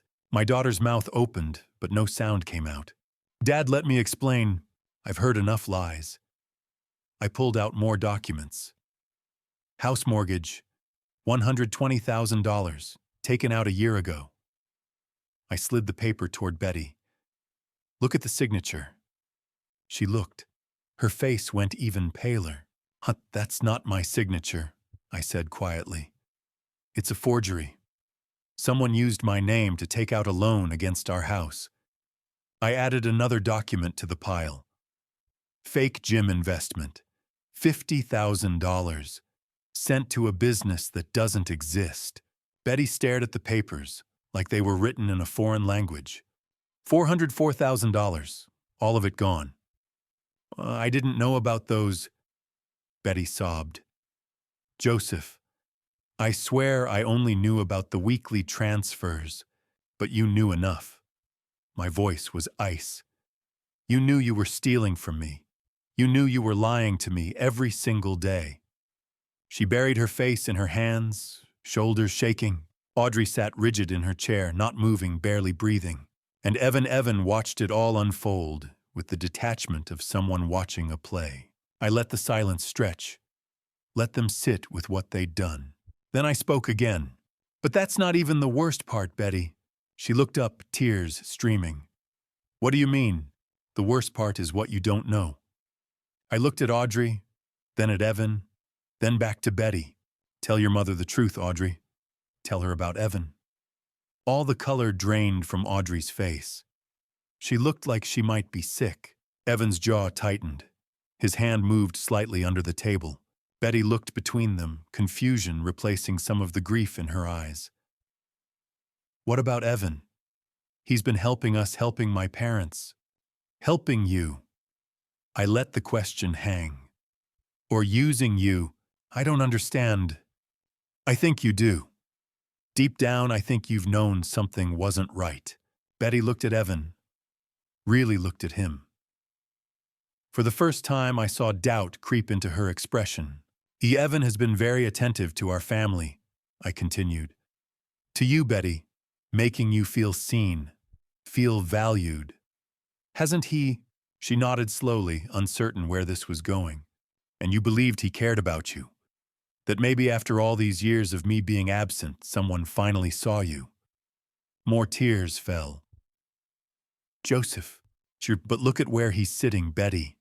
Who he chose to sit next to. She looked. Evan sat beside Audrey, not beside her. Look at how he's sitting. Under the table, I could see what Betty couldn't, Evan's hand gripping Audrey's thigh. Audrey leaning slightly toward him, not away from him. Betty's eyes moved between them, confusion deepening. She didn't understand yet, but she was about to. I reached under my chair and pulled out a tablet I'd hidden there before dinner. Opened a video file. Beverly Quinn is an excellent investigator. I pressed play and turned the screen toward Betty. The video showed a street corner in the Pearl District. Evan and Audrey standing close together outside an apartment building. Then Evan pulled her in, kissing her deeply. His hand on her waist, her fingers touching his face, both of them smiling. The timestamp read Tuesday last week, 2:47 p.m. Betty's face transformed.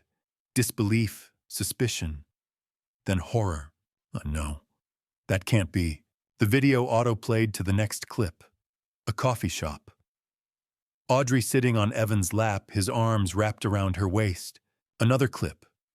A restaurant. Hands clasped across the table. Looking at each other the way lovers do. Another. The apartment building at night. 11 p.m. Entering together. Betty stood so abruptly her chair scraped loudly across the floor. Audrey, you and Evan. Tears streamed down Audrey's face. Mom, I'm sorry.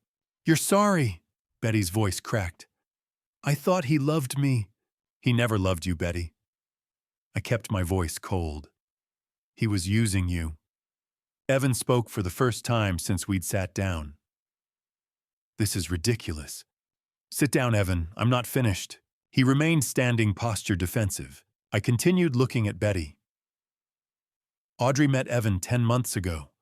They planned everything. The theft, the offshore accounts, using you as an accomplice without you even knowing the full scope. Betty turned to Audrey, face twisted with hurt. You let me think I was having an affair with him. You told me he cared about me. Mom, you weren't happy with Dad.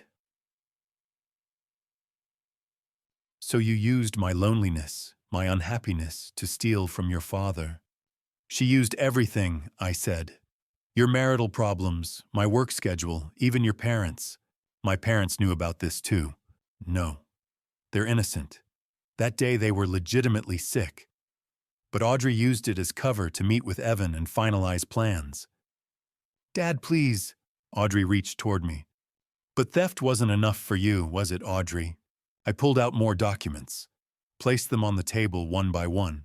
The life insurance beneficiary change. 6 months ago. Changed from your mother to you. $1 million.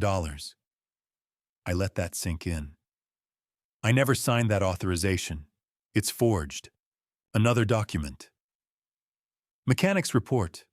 My brake lines were deliberately cut 3 weeks ago.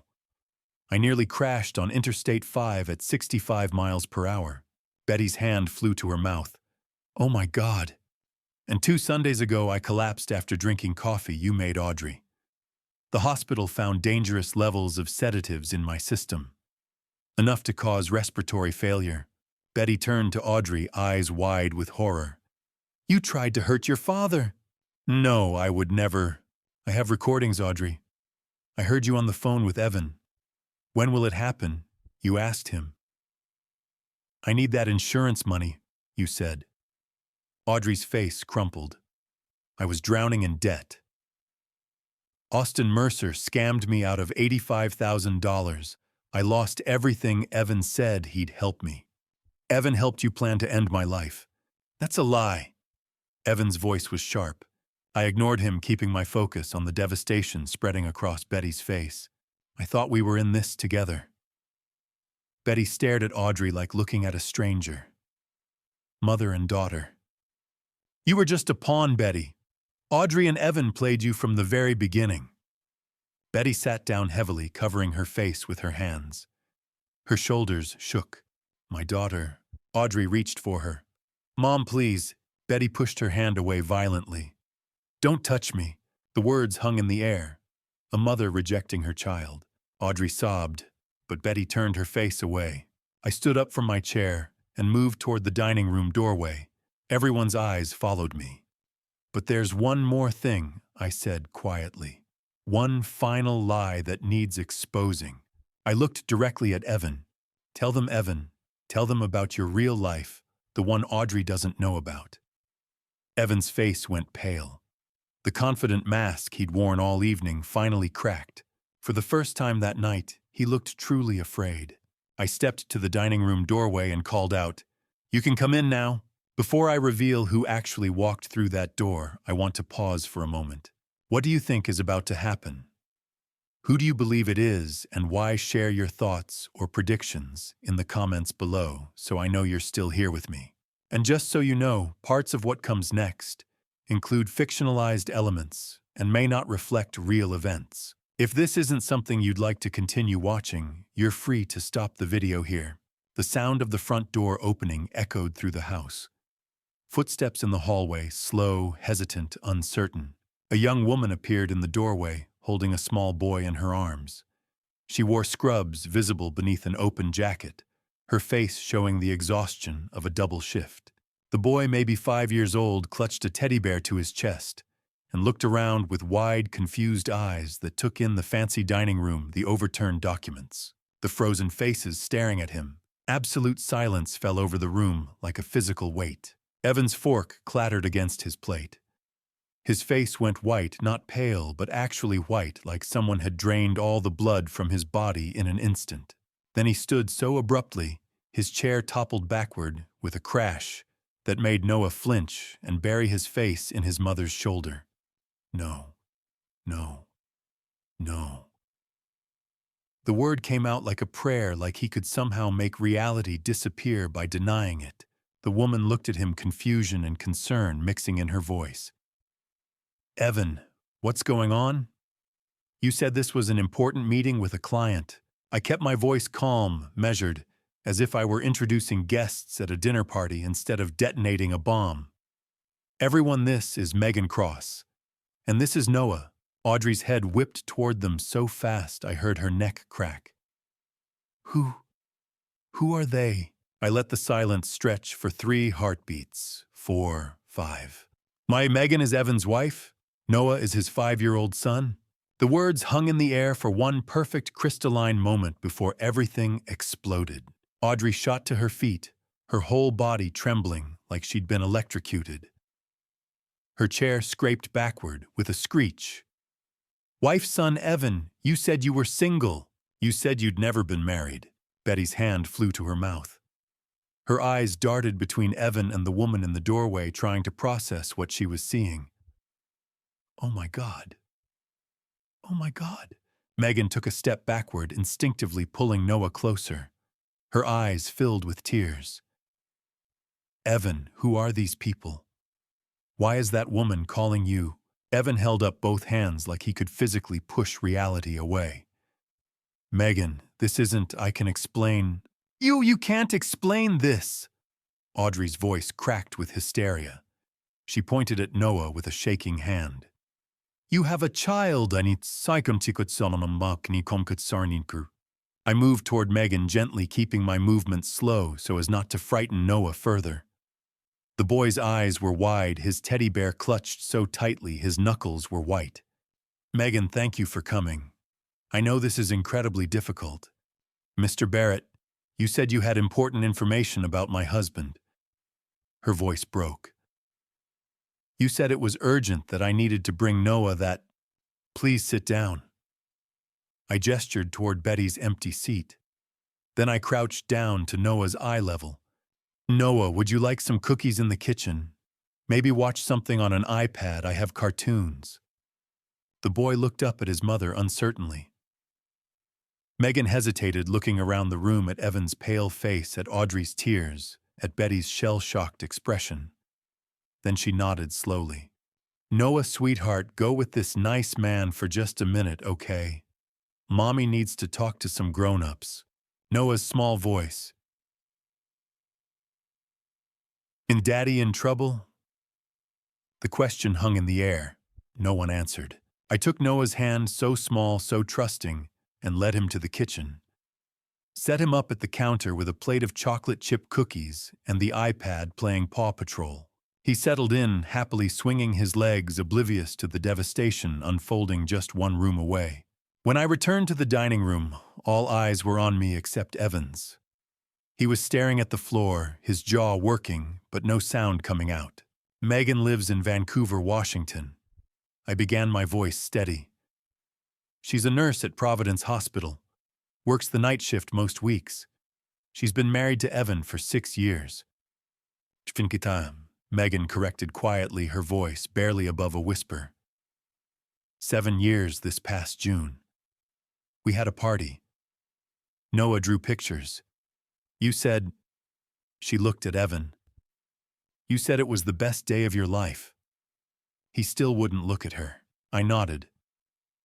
During my investigation, I discovered that Evan has been living a double life. Monday through Wednesday in Vancouver with you and Noah. I pointed toward Audrey. Thursday through Sunday here in Portland with my daughter. That's not true. Audrey's voice was desperate now, pleading. Evan, tell them it's not true. But Evan said nothing. Just stood there like a statue, his hands clenched at his sides. The training clients he told you about. I looked at Megan. That was Audrey. The consulting work that kept him in Portland. That was this affair. Megan turned to Evan, her voice shaking. All those nights you said you were training late clients. All those weekends you said you had to work. Noah's preschool tuition that suddenly got paid in full. The new car we couldn't afford. Where did it all come from? Silence. Answer her, Audrey screamed. Tell her where you got the money. From this family, I said quietly. From accounts my daughter stole from me over 18 months. $234,000. Money that was supposed to be for her future, for our retirement. Evan's been using it to fund his life with you, Megan. Your car, Noah's school, your mortgage payments. All of it. Megan covered her mouth with both hands, tears streaming down her face. Noah's tuition, our house. It was all stolen money. I'm sorry, Megan. You deserve to know the truth.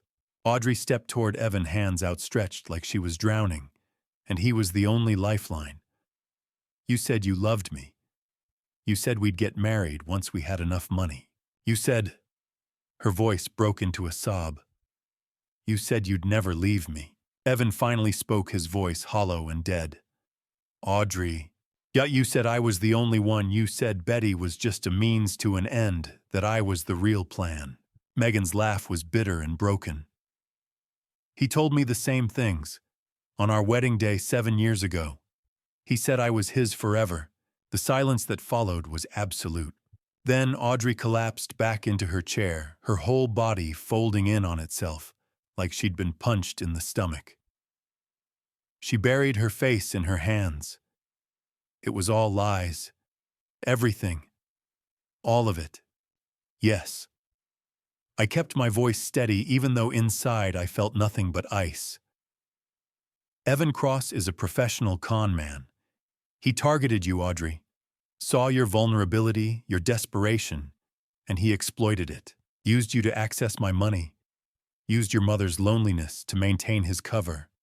The same way he's been using Megan and Noah. No. Audrey's voice was muffled by her hands. No, he wouldn't. He would. And he did. I turned to Megan. I'm sorry you had to find out this way. Megan wiped her eyes, straightening her spine. I'm glad I know. Better late than never. She looked at Evan with something that might have been pity. Our marriage is over. I'll file for divorce tomorrow. Megan, please. Evan finally found his voice desperate and pleading. Don't. She held up a hand. Don't you dare speak to me right now. Not after this.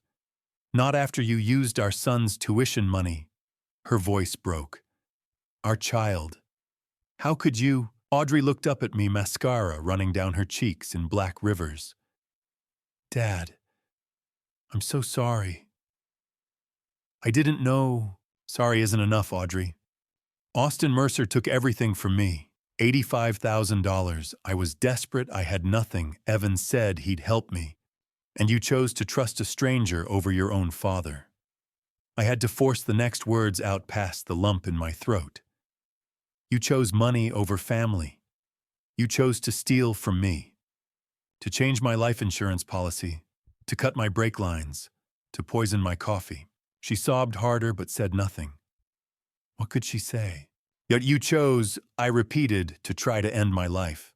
Betty finally spoke, her voice barely audible. Joseph, please. I looked at her, this woman I'd been married to for 24 years. This woman who'd sat in that same chair for thousands of dinners. Who'd raised our daughter. Who'd stood beside me at weddings and funerals and every moment in between. You enabled all of it, I said quietly. You saw what was happening.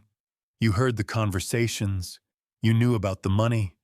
And you said nothing. I didn't think. She stopped. Started again. I thought it was just a loan that was never discussed with me, that I never agreed to. I shook my head. You're as guilty as they are. The room fell silent again, except for Audrey's muffled sobs and Noah's distant laughter from the kitchen as Paw Patrol played on. I pulled out my phone and made a call. Detective Warren, you can come in now. The front door opened again, this time with purpose, with authority. 2 uniformed police officers entered first, their hands resting on their belts. Behind them came a woman in her 40s wearing a detective's badge clipped to her belt. Mr. Barrett. Detective Warren nodded to me, all business. We heard everything through the wire. I touched the small recording device clipped inside my shirt collar. You have all the evidence, every word, crystal clear. She turned to face Audrey and Evan, her expression professional and cold. Audrey Barrett and Evan Cross, you're both under arrest for fraud, embezzlement, and conspiracy to cause serious bodily harm. She began reading them their Miranda rights in a steady, practiced voice. You have the right to remain silent. Anything you say can and will be used against you in a court of law. Audrey stood on shaking legs as a uniformed officer moved behind her with handcuffs. The metallic click echoed through the room. Dad, please! Audrey's voice rose to a scream. Don't do this. Please, I'm your daughter. I turned away. Couldn't watch. Couldn't bear to see the handcuffs on her wrists. You have the right to an attorney. If you cannot afford an attorney, one will be provided for you. The second officer cuffed Evan, who went quietly, his face blank, all the charm and confidence drained away, leaving only empty shell. They led Audrey toward the door. She twisted in the officer's grip, looking back at me one final time. Daddy, she whispered. She hadn't called me that since she was 10 years old. But I said nothing. Just watched as they guided her out the door and into the waiting police car. Through the dining room windows, red and blue lights flashed rhythmically, painting the walls in alternating colors like a twisted disco. Betty sat at the dining table, completely collapsed, her whole body shaking with sobs that seemed to come from somewhere deep inside her. Megan held Noah, who'd come running from the kitchen when he heard the commotion.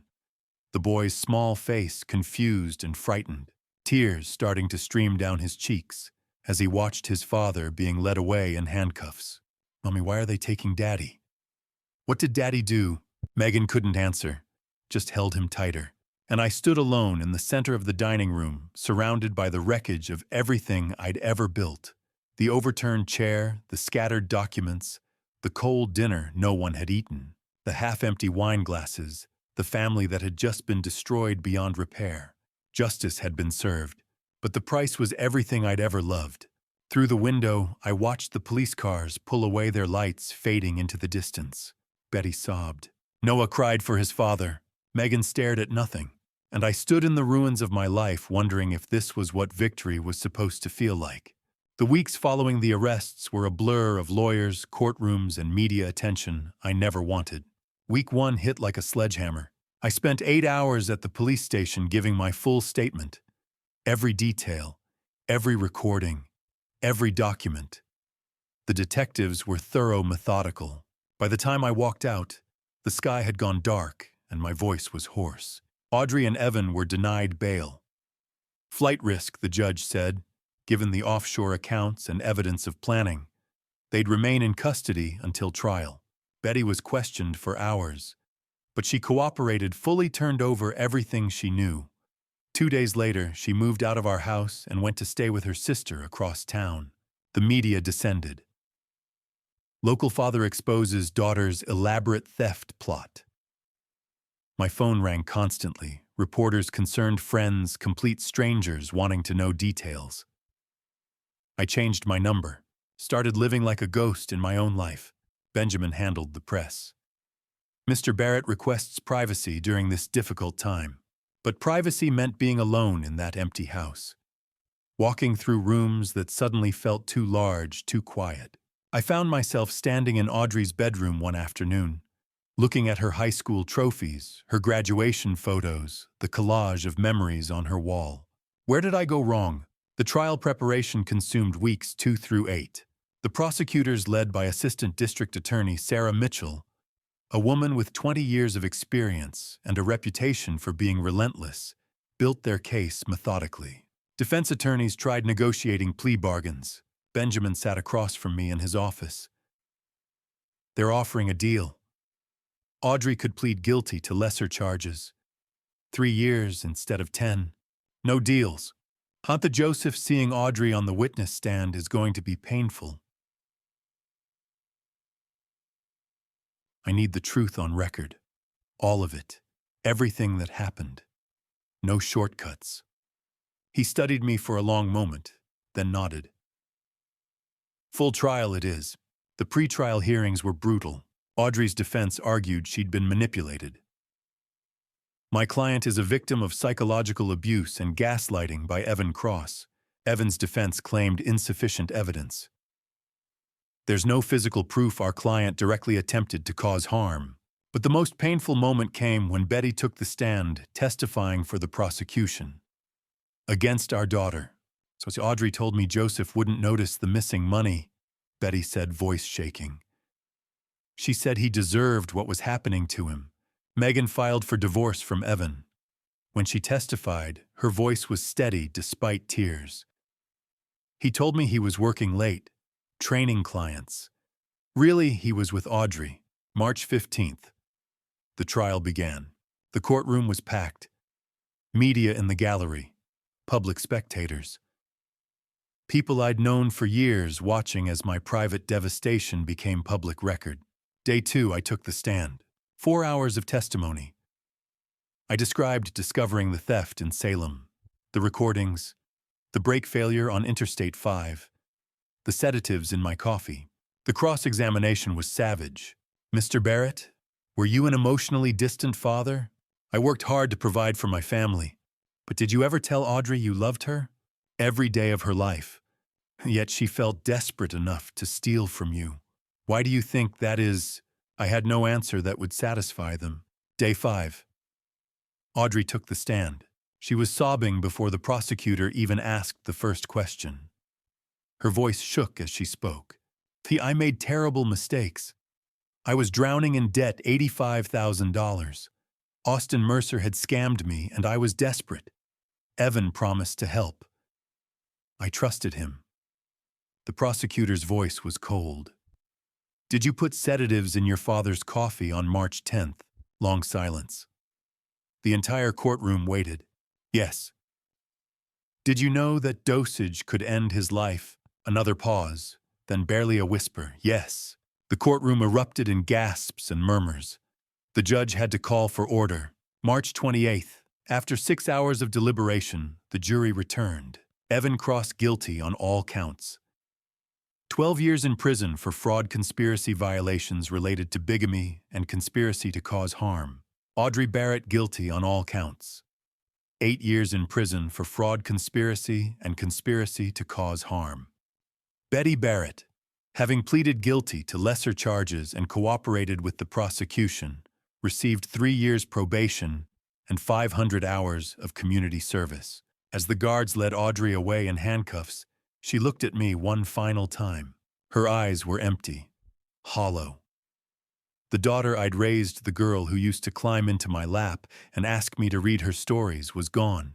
In her place stood a stranger who'd tried to take everything from me, including my life.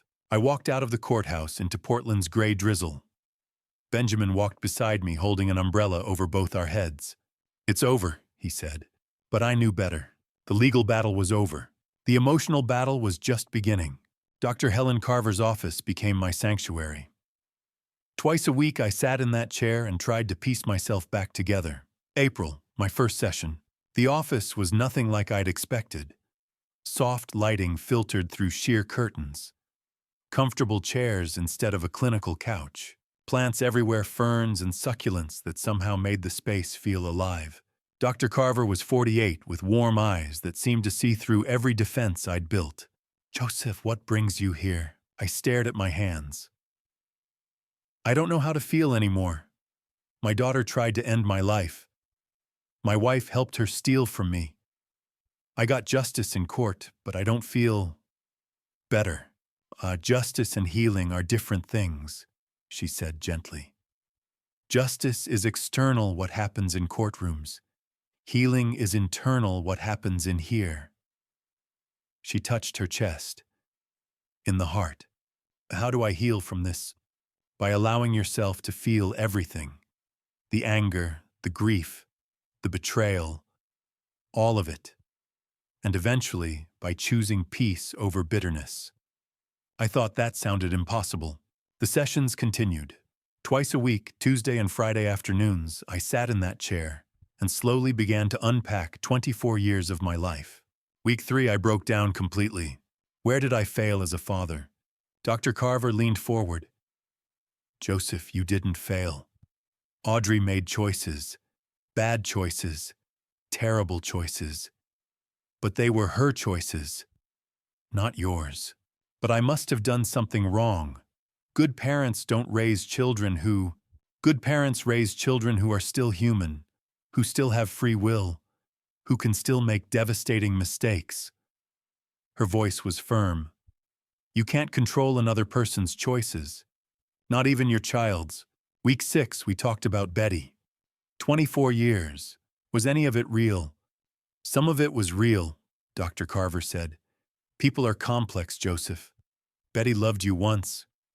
I believe that. Then things changed. Maybe she changed. Maybe the marriage changed. That doesn't erase the good years. It just means the story ended differently than you thought it would. In May, she suggested I join a support group. Survivors of family fraud. Wednesday evenings in a church basement across town. I walked in, nervous, not knowing what to expect. 12 people sat in a circle, men and women, young and old, all carrying the weight of family betrayal. The facilitator smiled. Welcome, everyone. Who wants to share first? I just listened that first night, a man in his 50s. My brother stole my inheritance. Cleaned out my mother's accounts before she died. We haven't spoken in 5 years. A woman in her 60s. My son forged my signature and took my house. I'm living with my daughter now. A younger man, maybe 30. My wife and her boyfriend drained our accounts while I was deployed overseas. Came home to nothing. Each story was different, but the pain underneath was the same. I'm not alone. By the 3rd week, I shared my story. Kept it brief: daughter theft, attempted harm, trial, prison. The group nodded. They understood without me having to explain. A woman named Patricia spoke up. The hardest part isn't the money, is it? No. It's the trust you'll never get back. Exactly. August arrived with an unexpected clarity. I woke up one Saturday morning and knew what I needed to do. I needed to see Audrey, face to face. I called Benjamin. Can you arrange a prison visit? Are you sure, Joseph, this could be incredibly painful? I need closure for myself.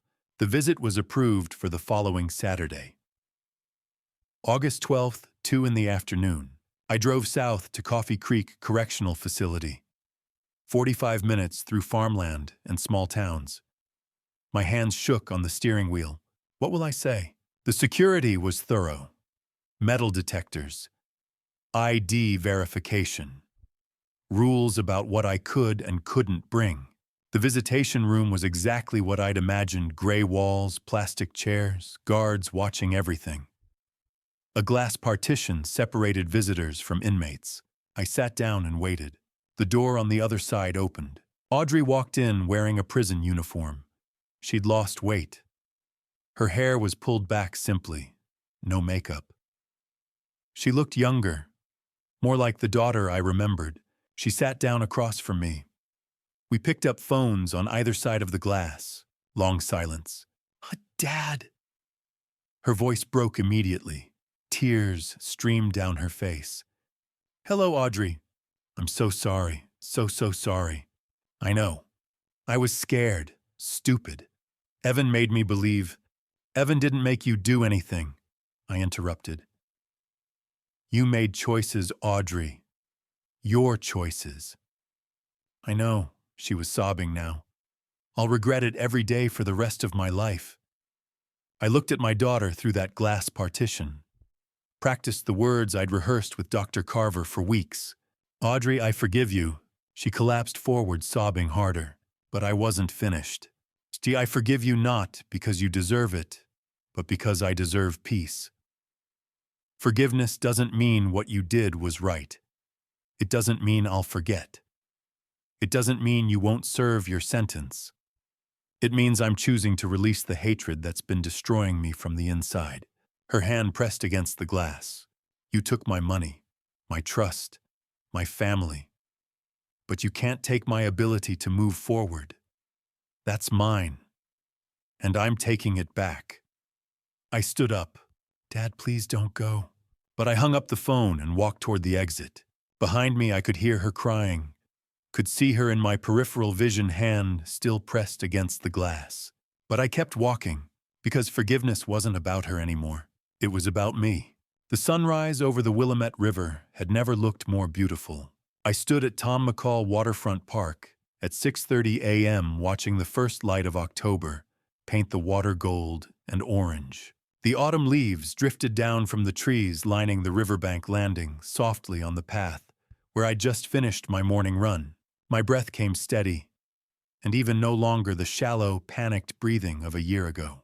Exactly 1 year ago today, I discovered the betrayal that shattered my family. Exactly 1 year ago today, I began the journey from blind trust to devastating truth. The anniversary wasn't lost on me.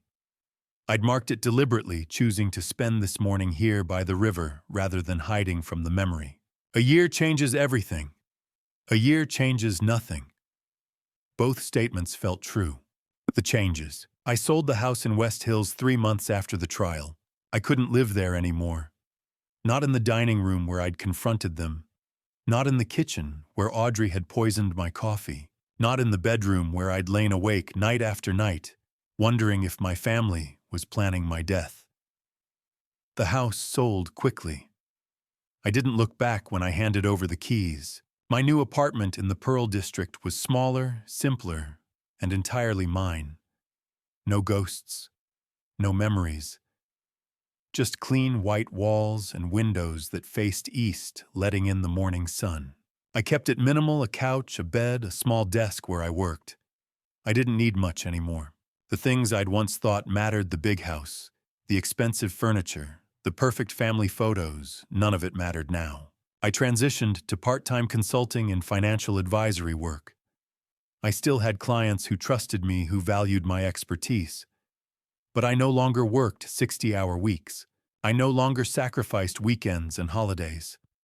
I'd learned that lesson the hard way. All the money in the world means nothing if you lose yourself in the process. Instead, I started volunteering. Every Tuesday and Thursday evening, I taught a free course at Portland Community College, protecting yourself from financial fraud, even from family. The first night, 12 people showed up. By the third week, the room was packed with 40 students. Young people trying to navigate their first credit cards, immigrants learning the American financial system, elderly folks who'd been scammed by their own children or caregivers. I saw myself in each of them: the vulnerability, the desire to trust, the fear of what might happen if they didn't protect themselves. I shared my story openly, not for sympathy, but for education.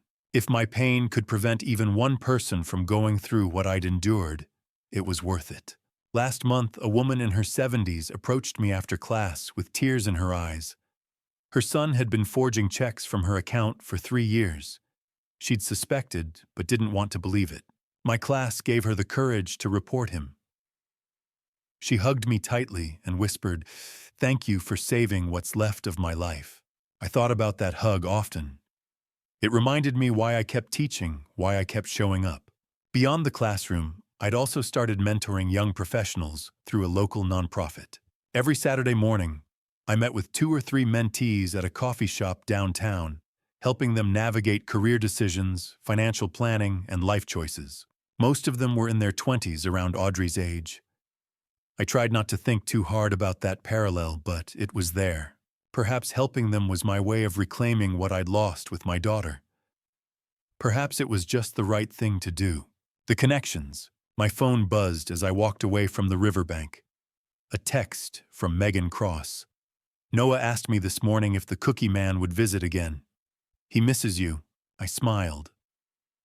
Megan and I had stayed in touch. She divorced Evan immediately after his sentencing and moved back to her parents' house in Vancouver with Noah. We'd met for coffee twice, once in January, once in June. Both times I brought cookies for Noah, who'd remembered me as the nice man with the cookies from that awful night. Last month, I'd anonymously sent a $500 gift card to Megan with a note, "For Noah's future," from a friend. She'd texted me immediately, somehow knowing it was me. I didn't confirm or deny it. Some kindnesses were better left anonymous. I texted back, "Tell him the cookie man says hello. Maybe we can meet for hot chocolate soon." Betty had written to me 3 months ago a short, careful letter expressing regret and asking if we could talk. I hadn't replied yet. I wasn't sure I ever would. Dr. Carver said it was okay to not forgive everyone, to draw boundaries, even in healing. Betty had played her role in the betrayal, even if she'd been manipulated. I wasn't ready to cross that bridge yet. Maybe I never would be. Audrey's letters arrived monthly like clockwork. I hadn't opened a single one. They sat in a shoebox in my closet, unopened and unread. Benjamin had asked me once if I planned to visit her or respond. I told him honestly, not yet. Maybe never. I don't know. Dr. Carver said that was okay too. The final session. Yesterday had been my final scheduled therapy session with Dr. Carver. We'd met twice a week for 8 months, then once a week for the past 4 months. She'd guided me through the worst of the trauma, the rage, the guilt, the grief. "Do you remember the first day you came in?" she'd asked yesterday, her warm eyes studying me carefully. I nodded. I could barely sit still. I kept waiting for the next betrayal, the next attack. I thought everyone was lying to me, and now, Now. I paused, searching for the right words. Now I wake up, and the first thing I think about isn't whether someone is trying to hurt me. That's progress. Dr. Carver smiled. That's enormous progress, Joseph. Healing isn't about forgetting or pretending it didn't happen. It's about learning to live again, despite what happened. You're doing that. I'd left her office feeling lighter than I had in months. The voice memo. This morning after my run, I'd sat on a bench by the river and recorded a voice memo on my phone. Not for anyone else, just for me. And maybe for others like me if I ever found the courage to share it publicly. October, 1 year later. My name is Joseph Barrett. A year ago, my wife and daughter stole over $400,000 from me. My daughter tried to poison me. They conspired with a con man to take everything I had, including my life. I survived. I want you to know that if you're going through something similar, if someone you love has betrayed you, stolen from you, tried to destroy you, you can survive too. You will survive. Healing isn't linear. Some days are harder than others. Some days you'll wake up and forget for a moment what happened. Then you'll remember, and the weight will crash down again. That's okay. That's part of the process. I'm not telling you to forgive. Forgiveness is personal. Forgiveness isn't about excusing what they did. It's about choosing your own peace over their hold on you. It's about releasing the poison they left inside you. I've forgiven some people. Others I haven't. Maybe I never will. And that's okay too. What matters is this: I'm still here. I'm still standing. I'm teaching, mentoring, helping others. I'm learning to trust again, carefully, cautiously, but genuinely. You can do this. You can rebuild. It won't look the same as before, but it can be good. It can even be beautiful. This is my story.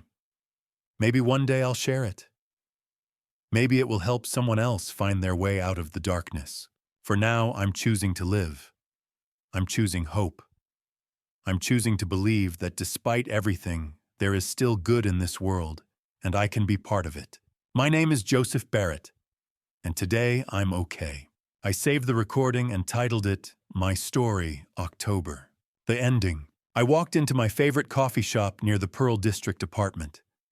The barista, a young woman named Sophie, greeted me with a warm smile. The usual Mr. Barrett. Just Joseph, I corrected, gently smiling back. And yes, please. As she prepared my coffee, I noticed an older gentleman at a corner table fumbling with his phone and looking frustrated.